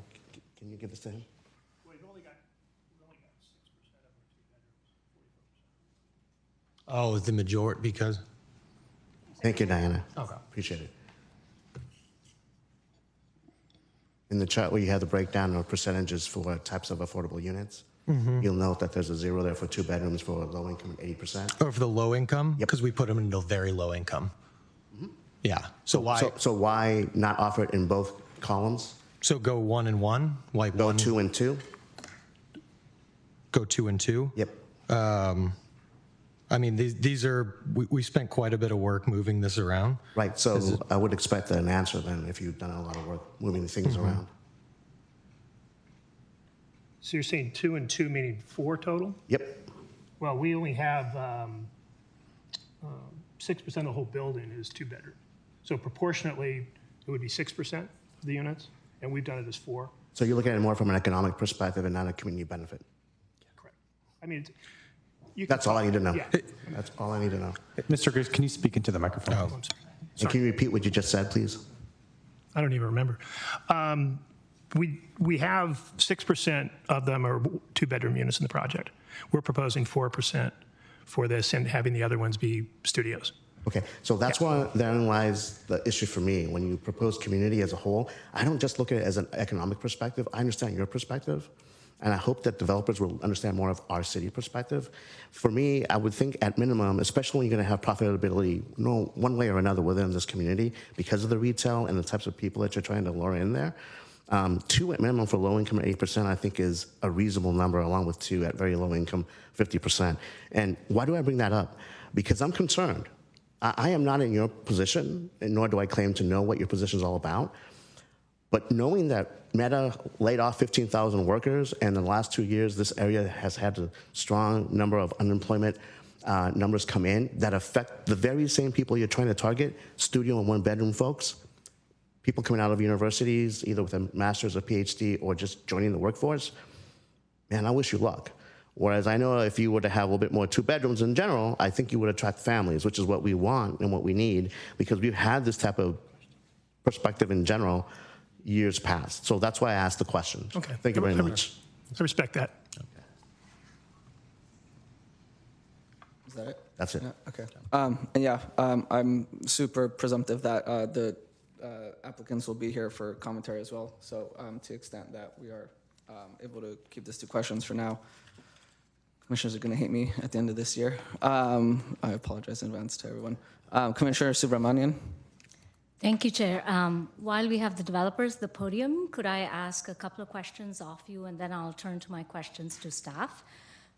Thank you for your presentation. Could you please share a little bit of the retail market study you conducted, as well as the residential market studies you conducted, and a little bit about the retail, or the type of retailers you expect to attract to the spaces you're planning, as well as the residential market study that determined your unit mix? Yeah, great question. Reality is, on the market study of the retail, if we had gone off the market study of the retail, we would have said don't do retail. I mean, that's just the reality today. What we need to do in this project is create a project within a project, and we need to create a project that can house retail and can lure retail in that will actually thrive. And how you have to do that is lots of unit, lots of density, and lots of vibrancy, and people that tend to frequent, retail shops. What we imagine in this are cafes, food and beverage first and foremost. We'd love to have small type market if possible. It's a very tough business right now. Hopefully that will change. But first and foremost, we'll be focused on food and beverage and cafes and light bites and things like that. And you'll see in the retail, we did actually flow that to the outdoors. And so we do want to bring people outside, not just indoor retail. Our hope is they grab a coffee, grab food, and then come and actually hang out outside the project. In terms of why we went with this unit mix, we did cater this for single people and couples. I completely agree on this is not geared towards families. This is not geared towards people who want to be insular and stay inside their home. We're really looking for a specific tenant who actually wants to thrive in community, which we feel in Silicon Valley is lacking, and that's where we see the opportunity, to be completely honest. Thank you.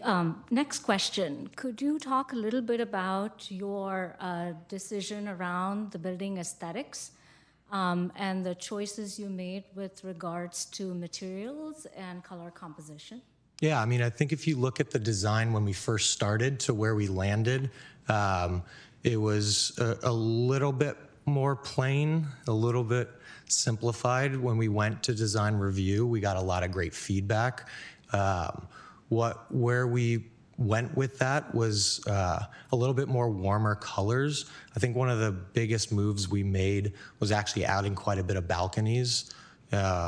Same idea of, bringing people towards the outside of the building, so when you drive by, it looks like a community that people live in. And then adding that double height space at the top, we thought really broke up the massing. Thank you. Did you conduct a study of the surrounding neighborhoods and the newer buildings that have come up in Mountain View and consider their palettes? We considered the areas directly around it.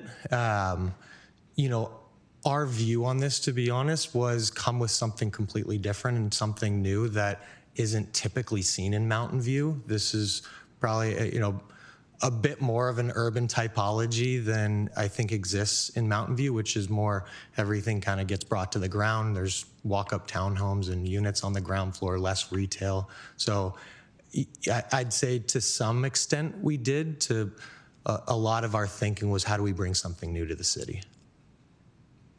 Thank you. Sure. I have a few more questions for staff. So in your presentation, Jeff, I think you noted that the current mix as proposed provides 15.23% of affordable units. But when I run a quick number of 60 over 460, I get 13%. So could you clarify that?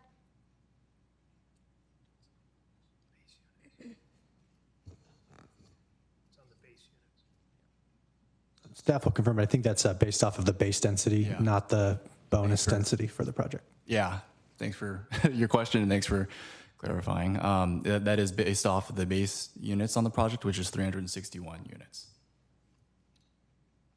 Okay, so the base was considered on the 360 without the density bonus being added to it, and so the 28% was all of the 55 without the 5 additional units? So the 27.5% bonus is what brought the project up to 460 units total. So that's the additional 99 units. Got it. I did not see specific mentions to what alternate was being proposed. There was some mention of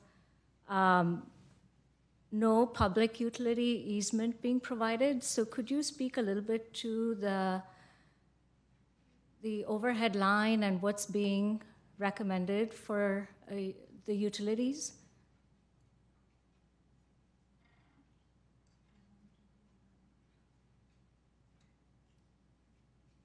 Yeah, I think a representative from Public Works is able to assist with that question.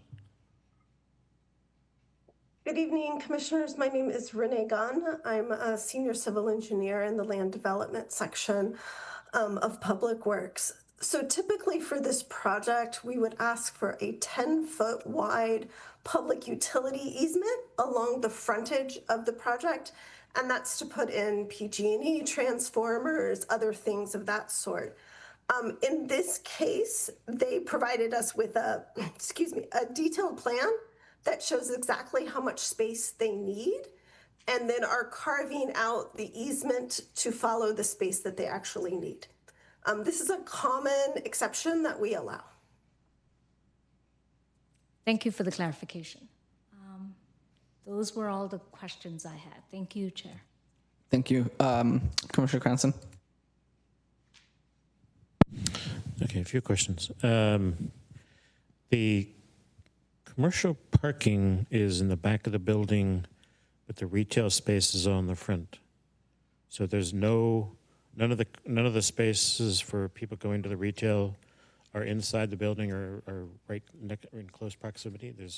Looks like there's stackers directly behind all of the retail spaces. Correct. So if you look at the ground floor in the garage itself, there wouldn't be access for somebody going into the retail to go through the building. So you can think of that garage as a secure access for the residential. The at grade around the building is for the retail. So if you were to go into the garage and you don't have a key to actually fob into the building, you'd actually have to go out of the garage around And so it's actually be further to be in the garage than outside the building. So all the retail has access from outside the building. And right now, there is no space that's allowed for delivery vehicles? Yeah, there's delivery vehicle. There's space. There's a space for moving in and moving out. But the lobby and the mailroom are in the front, and there's no parking anywhere near that for Amazon or UPS or FedEx. Yeah, we have. Yeah. Where would that be?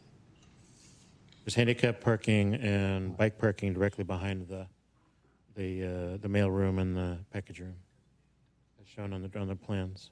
Yeah. Yeah, in the top left, it wouldn't be designated solely for the retail. I mean, there would be some coordination on that, but it's, most retail deliveries are done in the early mornings.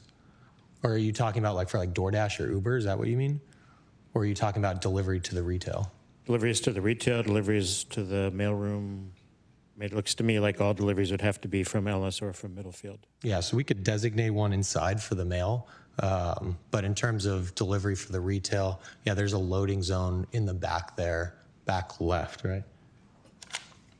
So it's located, if you're looking at the site plan right here, there is a cross-hatched parking space coming, where it says garage access from the rear. There is a loading space right there. Yeah. So in retail space A, they're going to have the delivery truck park way down to that end of the building and walk all the way around to deliver their stuff? Yeah. Okay. What's the height of the parking in that first floor? What is that, right? 14? 14 feet. Sorry? 14 feet. How tall are UPS trucks and FedEx trucks? Staff, do you know what that is? Could they come into that space?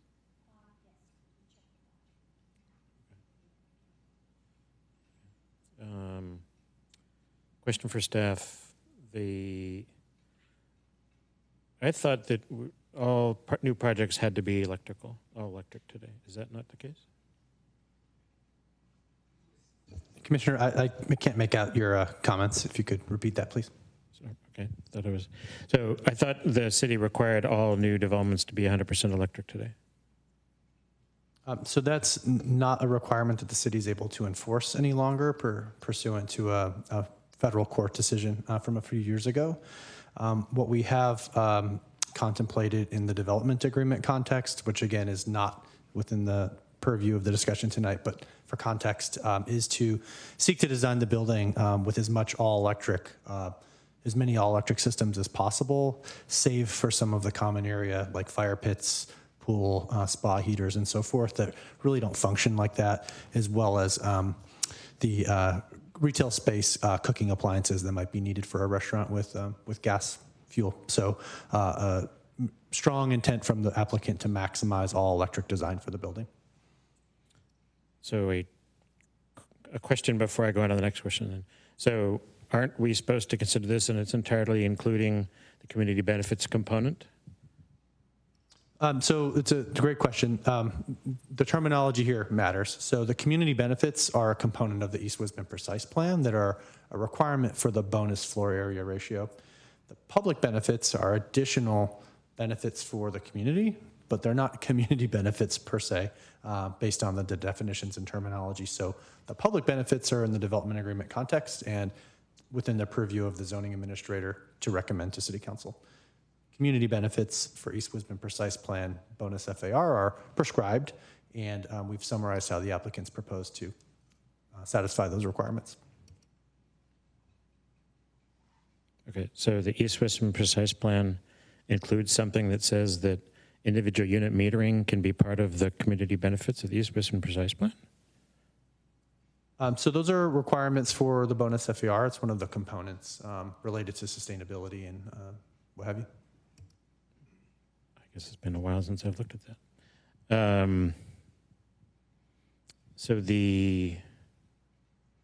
So is the ZA going to review the stuff that's in this this proposed list and then decide whether or not it meets the criteria? And so if we want to talk about that, we have to go to the ZA meeting. Is that correct? So what's shown here, for example, in the desk item, condition number 5, is not per se part of the development agreement public benefits. There is some overlap, like in 5C is an example, where this meets certain requirements of the East Wisman Precise Plan community benefits, but are not required minimally.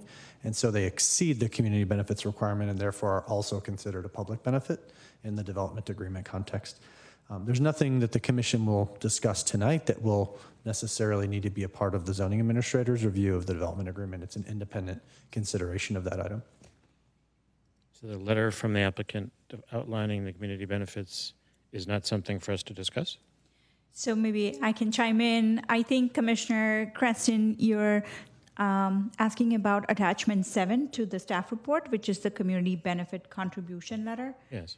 That does respond to what the applicant is proposing in exchange for getting additional FAR under the East Wisman Precise Plan, and you can comment on that.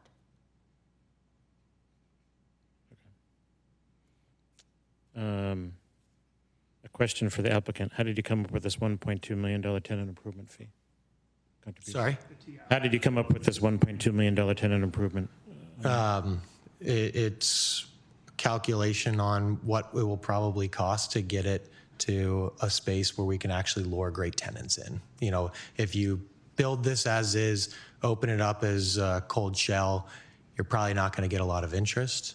So our intention is actually build it out a lot further than what most retail would normally build it out so that we can lure tenants in. They can make it financially feasible. They'll either have a lot of runway so they can say, okay, I'll come in, and as this building fills up, you know, I'll be able to ramp up, or they could put more money into the space to, you know, thrive. So that was the intent for it. And so a question for staff. How, can the ZA say that there's a time limit on these things, or how does that work? It just says 1.2. The building that I'm in has retail space. I just moved into a space that was vacant for 8 years. And so I'm just wondering how, could this money sit there for 8 years? Sure. I'll start by maybe talking a little more about what this item is as well in the East Wisman Precise Plan context. So there is discussion of alternatives to fee payment, which can include support for small businesses. So as part of the negotiations for the development agreement, the applicant and the city worked through this contribution to support business operation. And the applicant is also proposing to pay the per square foot fee that the council's adopted for the community benefits. So the small business contribution is additive to the per square foot bonus floor area ratio fee payment as well that the applicant will be providing. Related to your specific question, yes, the zoning administrator can consider particular terms and time limits associated with this contribution as part of the recommendation to City Council. And then this optional master lease. Where the heck did that come from? What is that? So the question was related to the optional before in master lease. anything. This option to add to lease 60 additional units was like, what? Where did that? What's that? So that's a purely development agreement term, so not subject to the commission's recommendation tonight. But for context, that is a negotiated component of the development agreement as a public benefit related to affordable housing. There are terms, that will be provided in the development agreement that contemplate a standalone agreement being prepared if that option is triggered, that would allow for more of those units, the block that's being negotiated, to be provided at affordable income levels, and potentially for the city to provide a rent guarantee so that if for whatever reason the rents are below what's negotiated, the city will make the developer whole at that affordable housing income level. But in the event that the city chooses to lease them in different configurations that could deepen the affordability, the city may be able to actually subsidize those units by renting some of those block units at market rate, for example. So provides a lot of flexibility for the city to really target affordable units at income levels where they're needed. And how would the value of that be determined in order to assess how it fits into meeting the East Wisman Precise Plan goals? Yeah, it's a challenging discussion to try to figure out the valuation of that block lease. That's why we have not ironed out all of the terms of what that agreement would look like at this point in time. There's just not enough time in the project entitlements phase of this to iron all of that out. We have, and are working on the contours of that to get key provisions identified, but knowing all the details would need to be worked out in that subsequent agreement if the city triggers the option. And then a question for staff. On the front of the building, you can pull that plan back up. The size of the grass area between the street and the sidewalk on Middlefield, what is that distance? Like kind of where that pedestrian access arrow is? What's the distance of that between the curb and the sidewalk?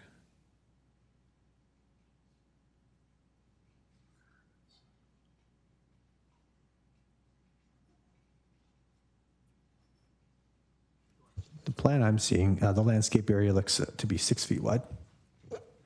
Talking about the green strip, or? Yeah. 6 feet on the plans that I'm seeing. Sheet A 4.6. So if the commission wanted to put a delivery space in that, that would be a specific deviation from the East Wisman precise plan? In other words, to cut out the grass and put a place for delivery vehicles, like UPS trucks and Amazon trucks. Yeah, perhaps our Public Works staff could talk about how that might work in relation to right-of-way management. Good evening again, Commissioners. Again, my name is Renee Gunn with the Public Works Department. So we did actually look at that as part of this design process. There are also plans for Middlefield Road to put in some new bike lanes, which are needed along the way there. And so when you start putting in duckouts there, you start introducing conflicts between bicycles and pedestrians and the vehicles and the bicyclist. And that's why we pushed for any of that delivery activity to happen on site on their at-grade parking and those delivery areas, because through a CIP we're working on that will all be turned into a buffered bike lane. So, but EPC could say, we get it, but we want it anyway. My question is specifically at the last meeting, Mr. Anderson raised the issue that the city is seeing on Evelyn in front of the Flower Mart project, the issue that I see every week in front of the Dean, okay, which is, it doesn't matter whether it's not supposed to be parking there, it says no parking, but the delivery vehicles are parking in the bike lane on Evelyn and on San Antonio. So if we said we want to do it anyway, would you say, I mean, are we allowed to say that? Right. I think I need to remind the commission that as frustrating as it may be, and as much as we've heard it on recent projects, we don't have an objective standard for this type of loading zone or delivery zone. And so this would need to be something the applicant would propose as part of the project, and it's not currently part of the project. And so I'd caution the commission against imposing some requirement on this project that's not an objective standard and that's not something proposed by the applicant.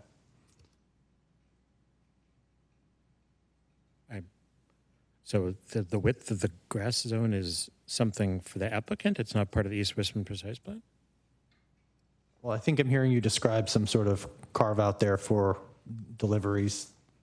I'm saying if we said we're okay deviating from the East Wisman precise plan and cutting the grass out in the section in front of the mailroom and where the boxes are to allow for place, so to me that sounds like it would be us saying we are okay with a deviation from the East Wisman precise plan to not have a grass strip in that section of the street so that there's a space for, it's not an applicant thing, it's us saying the precise plan, we're okay with the deviation there. Is that not clear? Well, I think the commission can express whatever flexibility it may want to allow. I think I understood the dialogue to suggest that there may be desire to require that as part of the project, and I'm cautioning the commission that there's not an objective standard to allow the city to require the installation of such a delivery parking space. And if I may just add to what Director Murdoch just said, the 6-foot landscaping requirement is the direct requirement in the precise plan streetscape plan for Middlefield Road. So that will be a deviation from the adopted streetscape plan that we have in the precise plan. Okay, that's what I thought. Thank you. Vice Chair Donahue. My first question is, how does stacked parking work? Like I haven't come across this before, so I'm just kind of curious. Yeah, I can start, and then maybe if the applicant can support further. Thank you for the question, Diana Pancholi, Principal Planner. We have stackers in a couple of projects in Mountain View. There are different configurations of how stackers can work, different type of puzzles that can work in moving the cars, which are just stacked, and one of the space will be empty. So while people are moving the cars around, it can go down, it can go up. They have proposed a particular type of stacker at this point of time, but I think the final details of what kind of stacker actually goes in is decided later on during the construction detailing in order to understand the feasibility, the costs associated with it. But there are different types of stacker systems that exist that can be used. Yeah, I'm just kind of curious about just how it works. No problem. We've got them in 2 projects now, and generally it's much as what Diana said. We're actually doing a puzzle system that goes down, so there'll be a pit where if you come in your main garage level, you'll pull into a stall, and that stall will either go up mechanically, and then the bottom one will lift, and there could be a car in that, or it could go down. You end up having they range in size between 24 and 32 in a pod, and you always have one vacant, so you can always program your car in, and if you're in stall 4 down here, you put a certain code in and it mechanically will come down. What it enables you to do is not raise the height of the building by having to do a second level of garage parking. And it also, because we have 14 feet, it actually fits. You go down about 7 or 8 feet and you go up to 14 feet. And so I think it's not cutting edge by any means. It's being used pretty commonly now, especially in infill close to transit. It does allow us to get the number of parking stalls which we are able to provide. Okay, and so it can accommodate like a 7-foot vehicle or something? There's different size. Yeah, okay. Suburbans usually are tough. We're not doing 100% stackers by any means, but it'll probably get about 85% of the cars. But yeah, it's not just sedans. It'll fit like kind of average size SUVs. Yeah, mini SUVs or SUV. Yeah, okay. Not full-size SUVs. Okay. Cool. Okay. And that all meets our parking standards, and it's legit. So this project is not required to provide any parking. Oh, right. They are providing voluntary parking, so they will be subject to build it to our parking standards. That is a condition of approval, and the applicant will have to abide by that. Okay. Great. Well, it's innovative ways of doing things. That's great. Okay. The other question I had was that came up while I was reading it, and then we actually got the public comment on the same thing. The people who live in apartments don't have backyards, so their backyard is the public parks, and so that's why the Quimby Act allows us to have a parkland dedication ordinance, and we do. But it doesn't appear as though they're subject to that, or what? Talk to me about the park in lieu fees or dedication. I can take that one. Selena Chen on behalf of the City Attorney's Office. So the city's current parkland dedication fee is authorized under the Quimby Act. It's codified in Chapter 41 of the City Code. And it was the city's authority to require the dedication of parkland or the in lieu fees is legally limited to residential subdivision projects. So if there's a tentative map or a parcel map approval that's required, at this point, we can impose a parkland dedication requirement. This project does not have a residential subdivision, so there is no parkland dedication requirement that applies to this project. Oh, wow, that's very interesting. Okay. And I'll just add, that's something the city's working very hard to correct or to update and supplement. And so just today, actually, the Council Finance Committee considered a nexus study that would impose a Mitigation Fee Act fee that would allow the city to impose park fee requirements on rental housing projects and potentially non-residential land use types as well. So that work is ongoing, and at some point in the near future, I would expect the city would have a fee in place to address residential development projects as well. Okay. Rental residential projects, I should specify. Right. So, like condominiums would if these were condos, the exact same project condos, they'd have to pay. Correct. Oh, okay. Interesting. Well, I guess that's the way it is. Thanks. Thank you, Vice Chair Donahue, Commissioner Dempsey. Thank you, Mr. Chair. So I just have one question, and it's really for staff. I was hoping that you could help me understand the concession.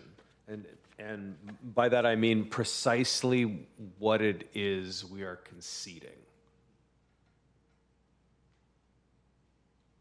I read the definition here 4 or 5 times, and I still didn't have a proper mental model in my head of what this meant. So I was hoping y'all could explain it. Yeah, no, thank you for your question. So a concession or an incentive is essentially to request an exception for a monetary restraint against the project, a financial burden on the project. And then waivers are physical constraints to make the development otherwise infeasible at the proposed number of units that are being proposed.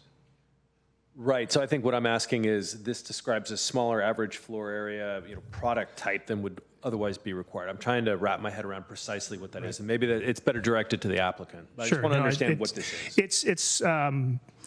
It's driven, and as I break this up just because of the numbers, we have 50% of the units are studios. Of those 208 of them are a smaller square footage. They're 409 feet, just because of where they're placed in the building. So about 80% or almost 90% of them are this, what we call type A.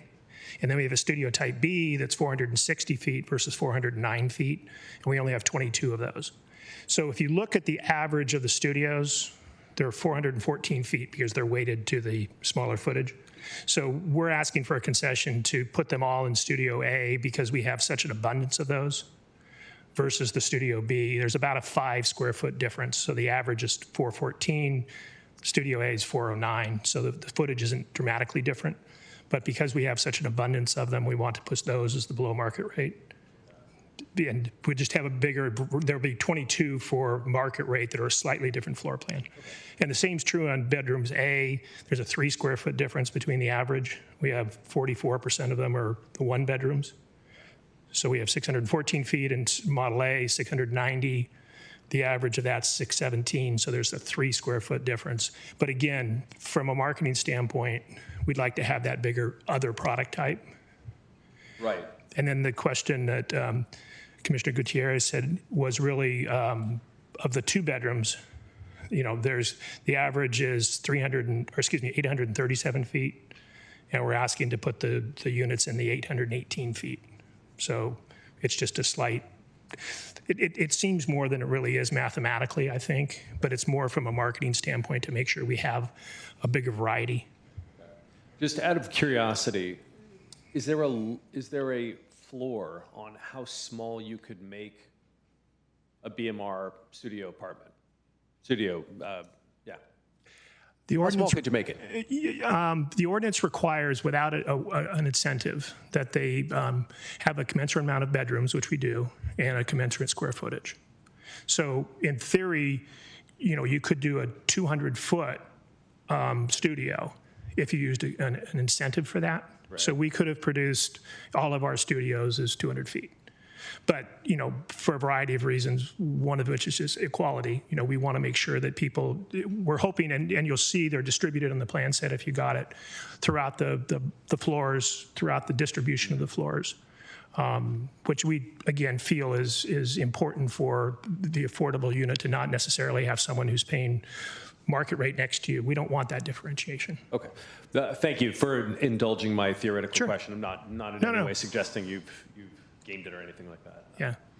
It appears to be they're pretty close. No, and we're proud of the way we've done it, because with an incentive, you can game it. That's what I worry about. You could put them all on the second floor. You could make them all small. And unfortunately, you could get away with it. But that's just, to my partners and I, that's not what we want to do. No, understood. And thank you for, again, indulging my theoretical wanderings It's a complicated there. issue. We spend a tremendous amount of time with Wayne Chen and the Housing Department getting to this. Thank you. Yeah. Thank you, Mr. Chair. Thank you, Commissioner Dempsey. Commissioner Pham. I just had a few questions. A lot of my questions were already asked by other commissioners. First question for staff, more of a general question. With all the conditions of approval and the items in the development agreement, how do staff track them? It seems like some of these, come into play at different parts or different points in the project or even after. Thank you for the question, Principal Planner Diana Pancholi. So community benefits, if you look at the conditions of approval for every kind of community benefit, there is a set timing of when that community benefit will be delivered to the city. Similarly, when we have the terms figured out in the development agreement, they also have, the delivery timing for each of the public benefit. Community benefits usually, we have within this much time frame of the project approval, the applicant shall provide this, or within this much time of the building permit. So the project planner will be tracking that for the community benefit part. For the public benefit and a DA, we do have a annual reporting of the DA. When you have a multiple year DA, you need to send us a letter and say, what you have done, what has not been done, where you are. So we keep a track of that. Of course, the project planner is going to be tracking that as well. But so we have record in the conditions of approval, in the development agreement terms itself, and then we have the annual reporting as well. All right, thank you. Another question I had was related to the tree removal. I think it was page 4 of the slides. The figure looks, I think, worse than it is, especially since there's a lot of tree replacements, which is a good thing. My question, maybe for the record, is of the trees removed, what percentage is either like poor or critical versus like good in terms of the condition of the tree? Thank you for your question. I don't think we have an exact percentage handy, but per the arborist report, the majority of the trees were in fair to poor condition. And again, that's just based on the site constraints, a lot of narrow planters, a lot of trees that were grown or planted too close to each other, and then issues with proximity to the building. How were the 173 trees slated for replacement? What determined the mix of trees that were going to be used? Well, it's a selection based on it's an applicant proposed. We always have the preference that they be California native, which a majority of them are, and to meet the qualifications of a heritage tree replacement, we ask that they be minimum 24-inch box, which they are. So they have, those 173 trees have met the requirements of heritage tree replacement. In addition to that, we also have street tree list for street trees that needs to be, planted when you are coming in with a new project. So that's what we confirm that, what is being proposed is going to match the street tree list as well. Last question. This was based on one of the last bullets in the community benefit contribution letter. I think it was attachment 7. Spoke about wayfinding between the project and Pyramid Park, which I think is great. Is there any thoughts about wayfinding to some of the VTA stations nearby?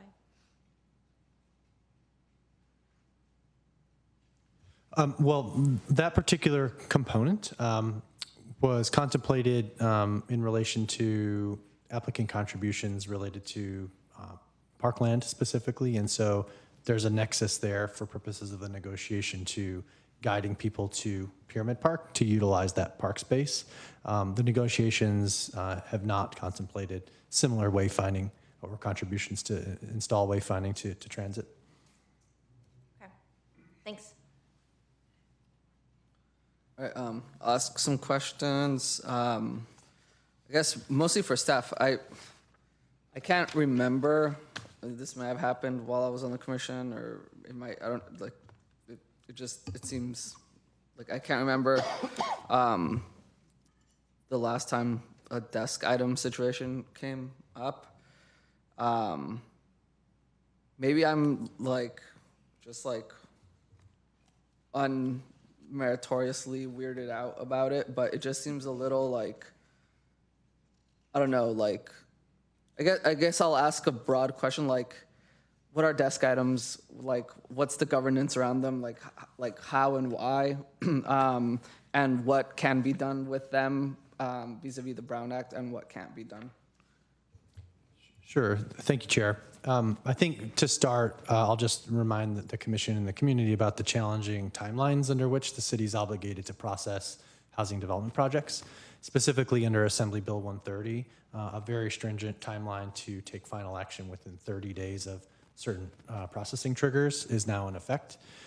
Fortunately, we've been able to work with the applicant to extend some of those timelines, but nevertheless, it's an aggressive schedule combined with the additional work of negotiating a development agreement. And so what this desk item reflects is an ongoing effort to collaborate with the applicant to find conditions of approval that meet mutual needs of the city and the applicant and the project. What happened here is subsequent to sharing conditions, the applicant had comments. We weren't able to address those prior to publication. There are a whole host of conditions we were able to address, which you'll never know about because we got them into the draft resolution and conditions that you see. But this reflects the ongoing work and collaboration to try to get the project as close to a place that there's no disagreement, ideally, between the city and the applicant. In terms of governance, we published these on the website. We've made copies available for the public concurrent with the distribution to the commission. And so they're in the record, they're fair game to be discussed. And so, we feel confident in the approach that we have in front of you. It's not ideal, but it's just a reflection of the challenging circumstances. So thank you, I appreciate that. I guess I'm trying to understand in just plain terms, what's kosher, what's not, right? And if we are not subject to this law around the 30-day time frame, it stands to reason that we might be seeing more desk item situations in the future. And so if that's the case, I think it's just good to get a brief kind of sense of for example, is it okay to say that theoretically, right? I know this is not actual. I know we have requirements for this, but just in a vacuum here, the project is going to offer 30% below market rate units, and then here's a desk item, the project will offer 0. I'm not saying that's what's happening here, but I'm just trying to understand what's allowable, what's not, what's best practice, what's not best practice. Can you just help me understand that? Sure. So maybe to tackle the hypothetical, worst case scenario, this is not an intention to bait and switch and put something really favorable in the published version and then reel it back at the last minute in a way that's maybe less visible to some members of the community. What this reflects is ongoing collaboration, desires to clarify things that maybe are unclear, to maybe correct errors that sometimes occur given the volume of the work and the time that staff has to do it. People make mistakes, and so we correct mistakes. Sometimes applicants bring to light legal opinions that we need to contemplate as well to manage risk for the city. So all of those are examples of things that need to be addressed in a desk item of this sort. It's not ideally intended to make major changes to key project components, and so we do our best to avoid that. But any range of issues could come up in this type of context. Okay, well, I appreciate that. I appreciate it's an intent to collaborate, but I guess I'm looking for clear-cut examples like, and again, not necessarily focusing on this specifically is my question. I'm trying to understand in clear terms, like, where's the line that we should be looking at for as commissioners, or, you know, and if people are here gone to whatever, like, what's the line in terms of like where a desk item goes into like just something that's like a non-noticed thing, if that makes sense. Like, because for example, right here, if I want to use this example, like if I was someone who cared way more about birds, which I like, whatever, birds are fine, but like, no, I'm not trying to like, you know, it says here like, hey, a qualified biologist will come and conduct a survey of the project site. And then in the original version, it said, and surrounding 500 feet for active nests. And now we're striking that out. And in the prior version, it said if active nests were observed either on the project site or the surrounding area. Like, you know, I'm not a bird expert, but like, what if that's a critical radius? And that seems to me like a substantive strikeout to be making. Again, I'm not the bird champion, but like, how can I, why should I be okay with like that? Yeah, like, and I'm looking for comfort here, right? Like, why should I be okay with that? Maybe I can give you a little bit of background of what happens when this kind of a desk item is prepared. When we publish the conditions of approval, a lot of the conditions of approval have been based on historical, knowledge and experience of working on different projects. But as of last few years, we have been challenged consistently to figure out, under the Housing Accountability Act, we are really subject to only objective development standards in our code.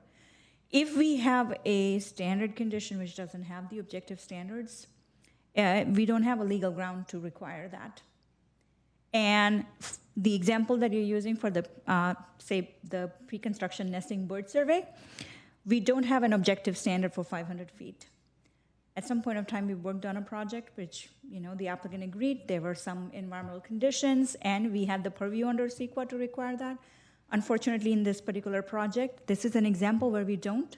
Because our code doesn't say that an applicant will be required to do this, we don't have the authority to do that. So the cleanup items that are here, you will see in a lot of places, staff has just referenced the actual code section to say, applicant will be subject to this. So there is no ambiguity in what is discretionarily put into the condition from staff or the city's enforcing it. Thank you. So it sounds like it's a objective, standard-driven, significant. Okay, thank you. I appreciate that. I don't have any other questions. I forgot I was chair. So therefore, we will move on to the public comment section. Cool. If anyone in participation would like to provide comments on this item, please fill out a yellow speaker card and provide it to the EPC clerk. If anyone on Zoom would like to provide comment on this item, please click the raise hand button in Zoom or press *9 on your phone. Phone users can mute and unmute themselves with *6. Mr. Clerk, do we have any speakers either in public having submitted yellow cards or on the Zoom line? There are no requests to speak in person or online. All right, perfect. Then in that case, we will proceed to EPC deliberation and action. We have the staff recommendation, and I'm now looking for commenters. All right, Commissioner Gutierrez. Okay, great. Thank you, Chair Nunez. This is Commissioner Jose Gutierrez speaking. So, I like the design. I like that the community perspective on what this could look like will hopefully influence the type of community you want to build. And when I've looked at design projects in general from that have come in the last couple of years, they seem to be the same old, right? It's a modified version of what I see in housing in certain other parts of the world, where it's just a square and some amenities to the square, on top of the square. And so this doesn't have that feel at all, which is great, because then I think that's going to help your cause for trying to get those units filled, right, with the community that you're pursuing. Right? So from the design perspective, I appreciate that. I know there's debate around, well, is there loading spaces available for UPS or Amazon? Some places have them, some don't. In my neck of the woods, between California and Rengsdorf. We've got a test pilot project where you've got bike lanes on both sides. They've eliminated driving lanes to just have one going this way and one going that way. In the middle is a turn lane. And there are spots designated for loading and unloading, which are not being used by Amazon or UPS or FedEx or DoorDash or whomever you have stopping by to drop stuff off for you. And I'd like to see enforcement on that, but I'm not city council, right? But for you not to have as much of that, that's on you. That it was brought up, hopefully you'll factor that in, because for this larger type of a community, you're gonna have that as an issue, one way or another. So if it's still in the early development phase where you can factor some of that in and work with the city to try and find a possible solution, I'd jump all over that so that you don't have the issues that we're having with the tightness of space, especially when there's been a reduction of parking spaces within that stretch, right? You would think that they would use those spaces, but they don't. So in this case, since you have a limited amount of space, I might look into that, right? And I want to thank staff for the EPC desk item. And this is more like a red line project, which is great because you get to see the difference between the before and the after, and then you look at what's highlighted in red to see what was modified. And when these things come up, I always feel comforted by that because I'm used to that with what I've done in my past as a paralegal and looking at briefs and all this and proposals and arbitrations, and you see it's like the terms and conditions to a mutual understanding of what the contract or settlement in the end will be, which is great. Which tells me that you working with the developer's working with you, basic norms of governance are applicable, and then you also have staff working with the city attorney, I would think, to try and figure these things out as to what is kosher and what's not. So when this comes into play, I know we're doing everything we can to make this process transparent, right? And I'm just, of course, I would be remiss not to bring up the two-bedroom issue just in general, just because you have to, right? It's part of what I deem as a concern and as a benefit for the community. The majority of the folks here, for the most part, we all get along well, which is great.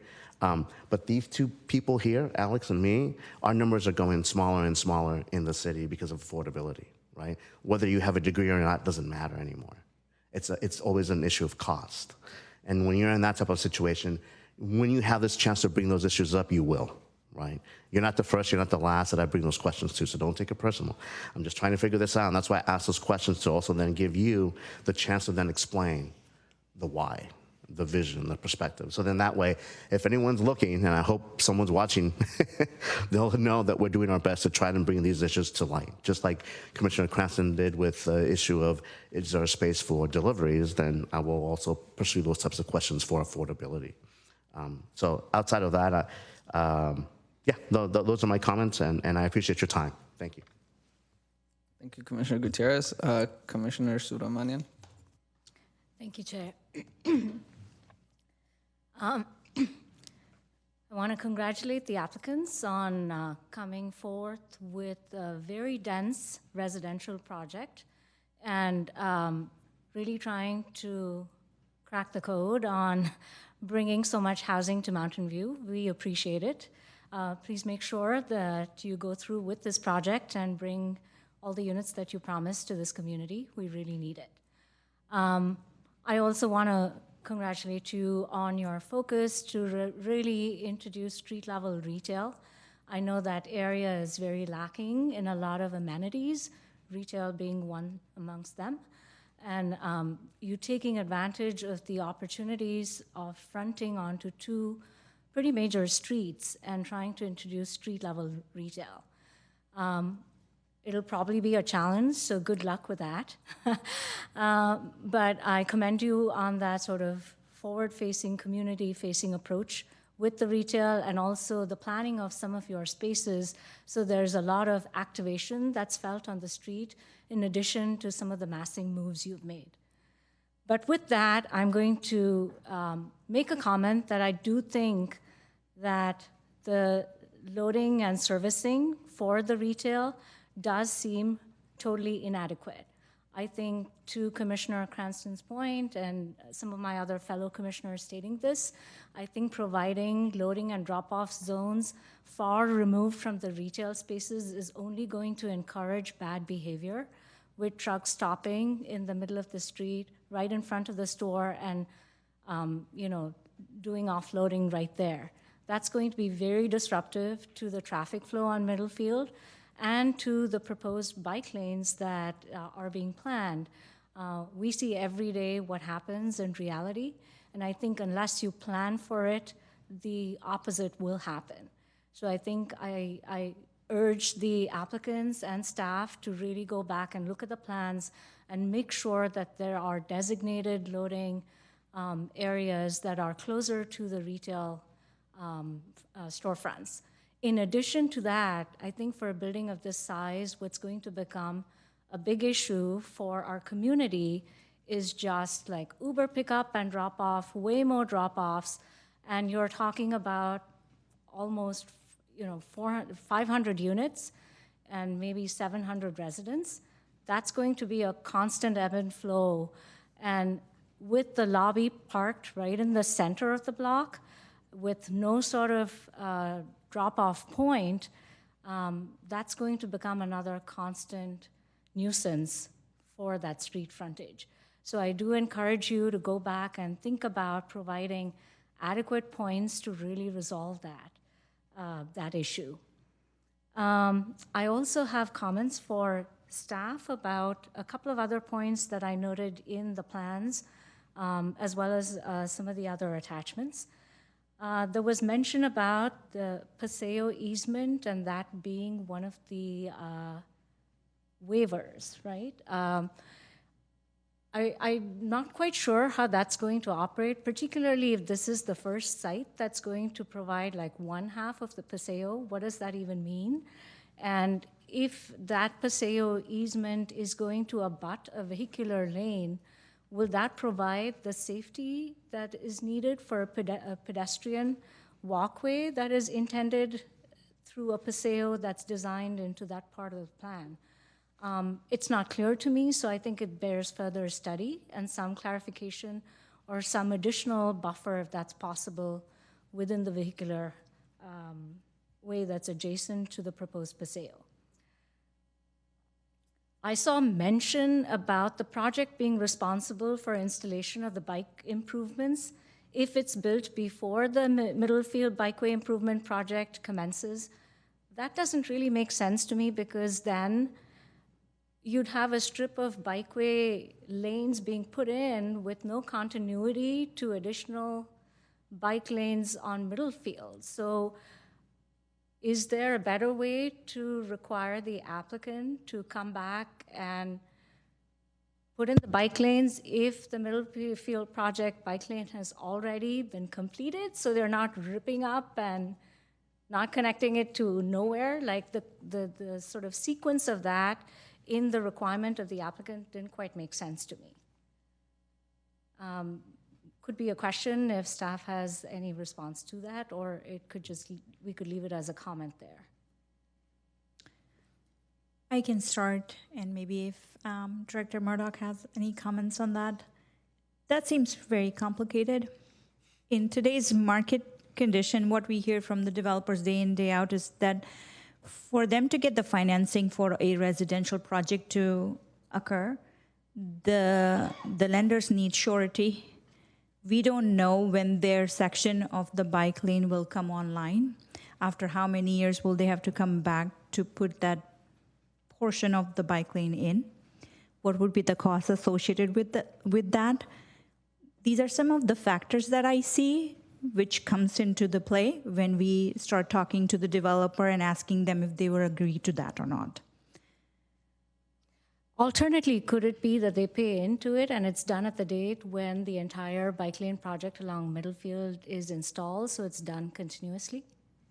We have tried that in the past when the state housing laws were not so stringent.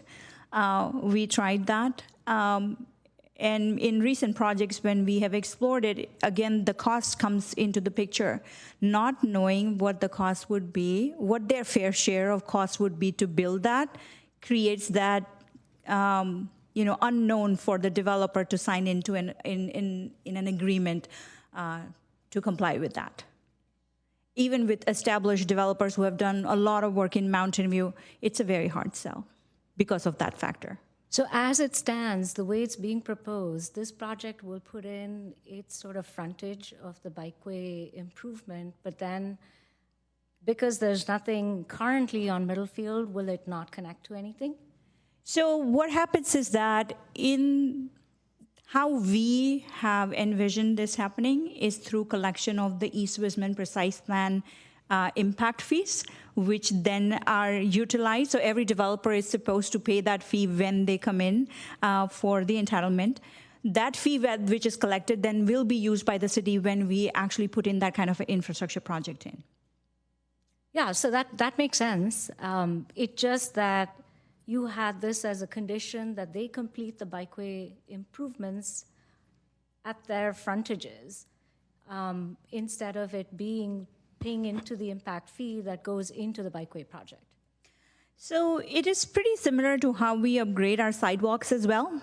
When a single-family homeowner comes in to update their home or do substantial changes to your home, we ask them to update their portion of the sidewalk because we cannot do it for the whole stretch at a time, or when we are looking at the sidewalk dedications as well. So similarly, when a parcel comes in for development at that point of time, we have the that's the right place and time when we can actually work with the applicant or negotiate that kind of condition and figure out what is their fair share contribution to upgrade that. They will pay at that time. Retroactively going back and asking somebody to pay, I'm not sure if we have the legal grounds to do that. Yeah, I don't mean retroactively, but if they pay upfront into it rather than put in the actual bike lane is the clarification I'm seeking. And I think the other part to know, and thanks to our public works staff, they're chiming in, there is an existing bike lane at the frontage, which they are just improving it. It is not placing a brand new facility in. Okay, thank you. So there is a connection already. Okay. So I have a few more questions pertaining to the TDM program. Some of the measures that were included in the TDM seem way more applicable to a commercial building than a residential building, particularly with regards to having, reduction in peak hour employee trips. Like we're talking about employees to the residential building, right? So maybe I will take this opportunity to explain how the TDM requirements work for the East Wisman Precise Plan. So thank you for the question. I think we've been discussing this a lot with the applicant as well. City at this point of time does not have a TDM ordinance which is applicable to citywide projects. We are in the process of preparing one. We are hoping to get to a finish line more towards the summer this year. In the absence of that, we have specific TDM requirements in some of our most recent Precise Plan projects. Within the East Wisman Precise Plan project, we do not have a specific trip reduction TDM requirement for residential or commercial project, or I should say residential or non-residential project. What the Precise Plan says specifically is it references it back to whatever is the requirement in our greenhouse reduction program, greenhouse gases reduction program, which says, for a commercial component of the project, there will be a 9% trip reduction. That is the only objective standard that we can ask them to comply with. There is no percentage reduction requirement under the East Wisman Precise Plan TDM requirements. There are certain measures which have been specified within the Precise Plan that a new development project coming up with the residential development shall provide these TDM measures into their program, but no particular percentage reduction to say, need to address this much, so they will have to do more than what is prescribed. So that's why at this point of time, the applicant is actually proposing a 14% reduction in the trips, but a lot of the measures that you see in there is only driven towards the non-residential portion of the project. Yeah, noted. Thank you for the clarification. Again, my point was like it just seemed a little moot to apply some of those TDM measures, including requiring a commute coordinator. I know the transportation consultant provided the letter, which shows that they're compliant and achieved the 14% reduction. So this is probably moot, but I wanted to make the point that applying TDM to residential projects is a little incongruous. So I'll leave it at that. I also wanted to just thank staff because I know this is a tremendous push to go through a lot of documentation and test against the city's objective standards within the newer deadline requirements as stipulated by state law. So kudos to you for going through it and for bringing more housing projects in front of our commission and the council. Thank you. Thank you, Commissioner Subramanian. Commissioner Donahue, Vice Chair Donahue, excuse me. Well, I'm a commissioner. Yeah, generally, I think the project looks good. I think there's kind of pros and cons, right? I mean, I like that it brings a lot of housing units. The size of the units seems kind of small to me, but as you said, that's kind of maybe one of the goals. And I think, you know, really we need a variety of types of housing units. So I think that, you know, having some developments that have smaller units is good because they would presumably be less expensive, and so that helps fill a market need. I like that the one thing I don't like is that the concession where the BMR units are not kind of distributed. The types of units are not exactly proportional to the overall types of units. So that's less than ideal. But I do like that you didn't create a special, this is a BMR size unit, and that's what we're providing. It's a unit that there will be market rate units that are that size, and so it is a fully reasonable unit for people to live in. I like the you know, the pool and amenities, the different decks at different levels, things like that. That's pretty good on the kind of open space and recreational kind of aspect. Then the parkland thing, I'm not super thrilled about, but I think that's not your fault. There's kind of nothing to be done about that, unfortunately. I wish there were, but I guess that's in the works, so that hopefully going forward we will be able to provide adequate parkland for new residents that we're having.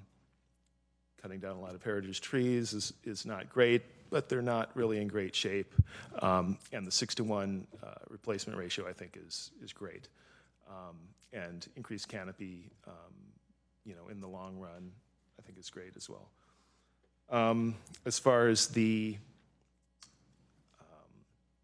delivery thing, I do share concerns that I think we've talked about that on other projects as well.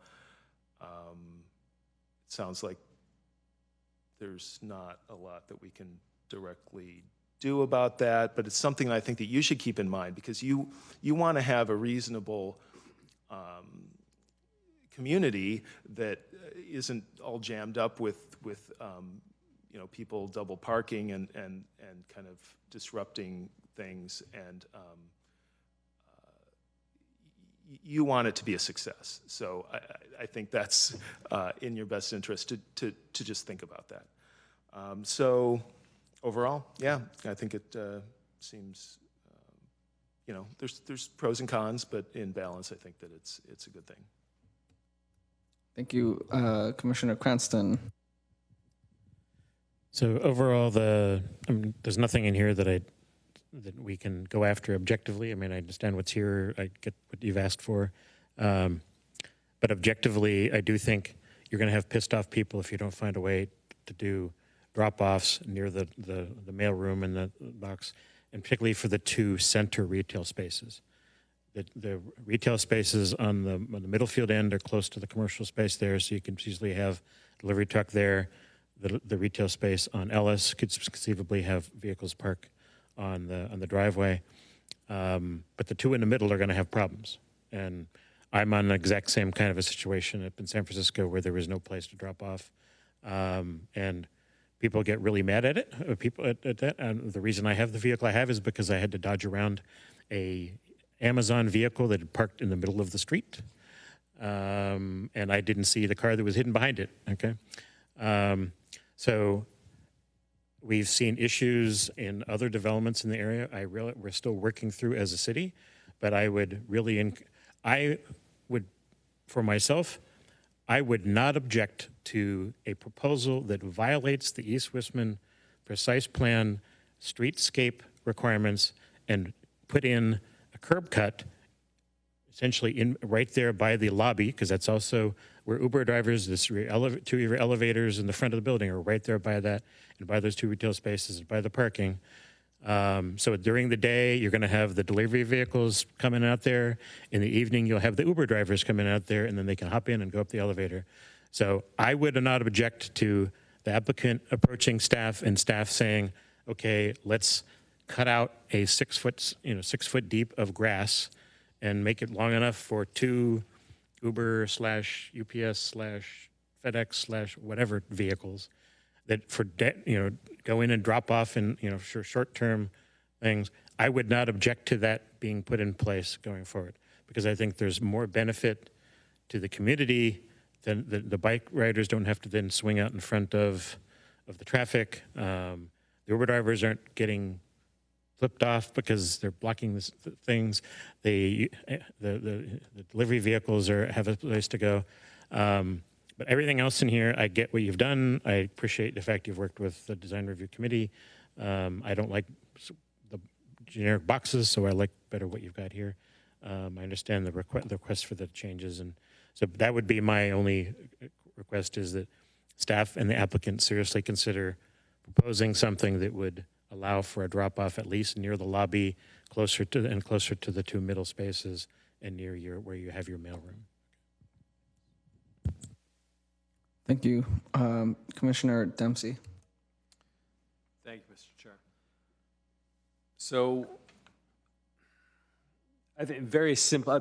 So what's most important? What's most important is that this is dense housing in an area of the city where we need dense housing. It's a lovely building, I might add. This is a good thing. These are good things. So I'm absolutely going to be supporting this today, just on the strength of that alone. I do wish you had done a community meeting and had one person show up, if for no other reason than because I can't imagine you were going to have a big, you're going to have a big group. But a lot of times that's a very important signal to us that you did it. Nobody really cared, and we're like, great, nobody cared. That is actually valuable information to us if you throw the party and no one comes. So I generally think it's always a good idea to do it. Most of the other things that I might critique or wish were different about the proposal, they're all things that fall under the category of issues that we can do nothing about, that are outside of our jurisdiction or outside of our power because of state law or what have you. And so I won't belabor any of those points here because it would be a waste of my time. But I think the general takeaway for me is it's a lovely building of a type that we need, and it's in a neighborhood where we really need it. And so that is a good thing and worth supporting by itself. Thank you, Commissioner Dempsey. I very much, I'm going to make my commentary, very much agree with that. I support it fully based on the strength of the actual housing delivery. When the applicant said, hey, this is where our opportunity is, even the modern yuppie needs a place to live. Yeah, right. Like I'm down with that. I also agree that all the things that I would complain about aren't things that we are gonna have jurisdiction or sound steady ground to try and impart or require or obviate or do anything. Like I don't think that's what we're here for. I think Vice Chair Donahue put it beautifully. You want this to be a success. I can tell you of my own accord that I do have those concerns around the double parking. It's a real thing. It's come up over and over. You know, this isn't the first project where that's something that's come up, but you know, obviously that's a signal that this matters to the community. If we're like, you know, representing the community and you're going to have a project in the community and you want that to succeed, then to the extent that I can, you know, recommend along the lines of Vice Chair Donahue's guidance, like just think about it. You want this to succeed, the community wants it to succeed, and no one wants to have bad feelings in the future. So I will be supporting it. I think I was hearing consensus around support. I know I'm not of the mind of introducing requirements around the cutouts and all of that, but I do want to just make sure I'm double checking that there was not a majority sentiment for that we would have to, because I know Commissioner Cranston was kind of teasing that out. I think Commissioner Subramanian, I kind of heard you kind of teasing that out, but I just want to make sure I'm double checking here. Commissioner Cranston? Impression that we can't require it. It is something that I think we, like I said, that it's something that we ask the applicant to consider and staff to consider, and that at least from one commissioner, there would not be an objection to removing the grass in that section. But that's not wouldn't be a requirement. It's a request for the applicant and the staff to go think about it. So it wouldn't change the motion. It's just advice to everybody. Grazie. Can we get then maybe anyone who would like to be brave enough to maybe make a motion? And Chair, just for the maker of the motion's consideration, we have some language related to the desk item and the amendments associated therewith. It's wonderful. Is there a script or like a paper that we, yep, okay. Who would like to make the motion? All right, we've got Commissioner Donahue making the motion. And then do we have a seconder, Commissioner Subramanian? Okay. Vice Chair Donahue, would you like to? Okay. I make a motion that the Environmental Planning Commission recommends the City Council adopt a resolution of the City Council of the City of Mountain View approving a planned community permit and development review permit to construct an 8-story mixed-use building with 460 apartment units, utilizing state density bonus law and approximately 9,371 square feet of ground floor commercial, replacing an existing office building, a heritage tree removal permit to remove 29 heritage trees on a 2.86 acre site located at 490 East Middlefield Road, APN 160530004, and finding the project to be statutorily exempt from California Environmental Quality Act, CEQA, pursuant to Public Resources Code Section 21080.66, to be read in title only, further reading waived. Attachment 1 to the EPC staff report. With the staff proposed modification to Attachment 1, Exhibit A, conditions of approval numbers 5, 25, 33, 34, 45, 50, 67, 81, 84, 85, 127, 136, 138, 150, and 155 as presented to the EPC. Great smile. Yeah, thank you. All right, thank you. Mr. Clerk, I think we're ready for the vote.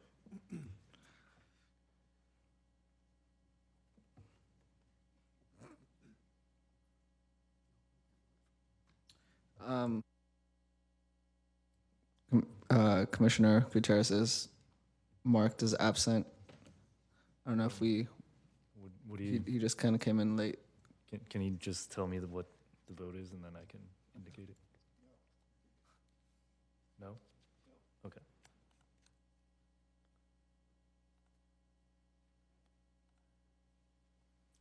The motion carries 6 yes and 1 no. All right. Thank you. All right.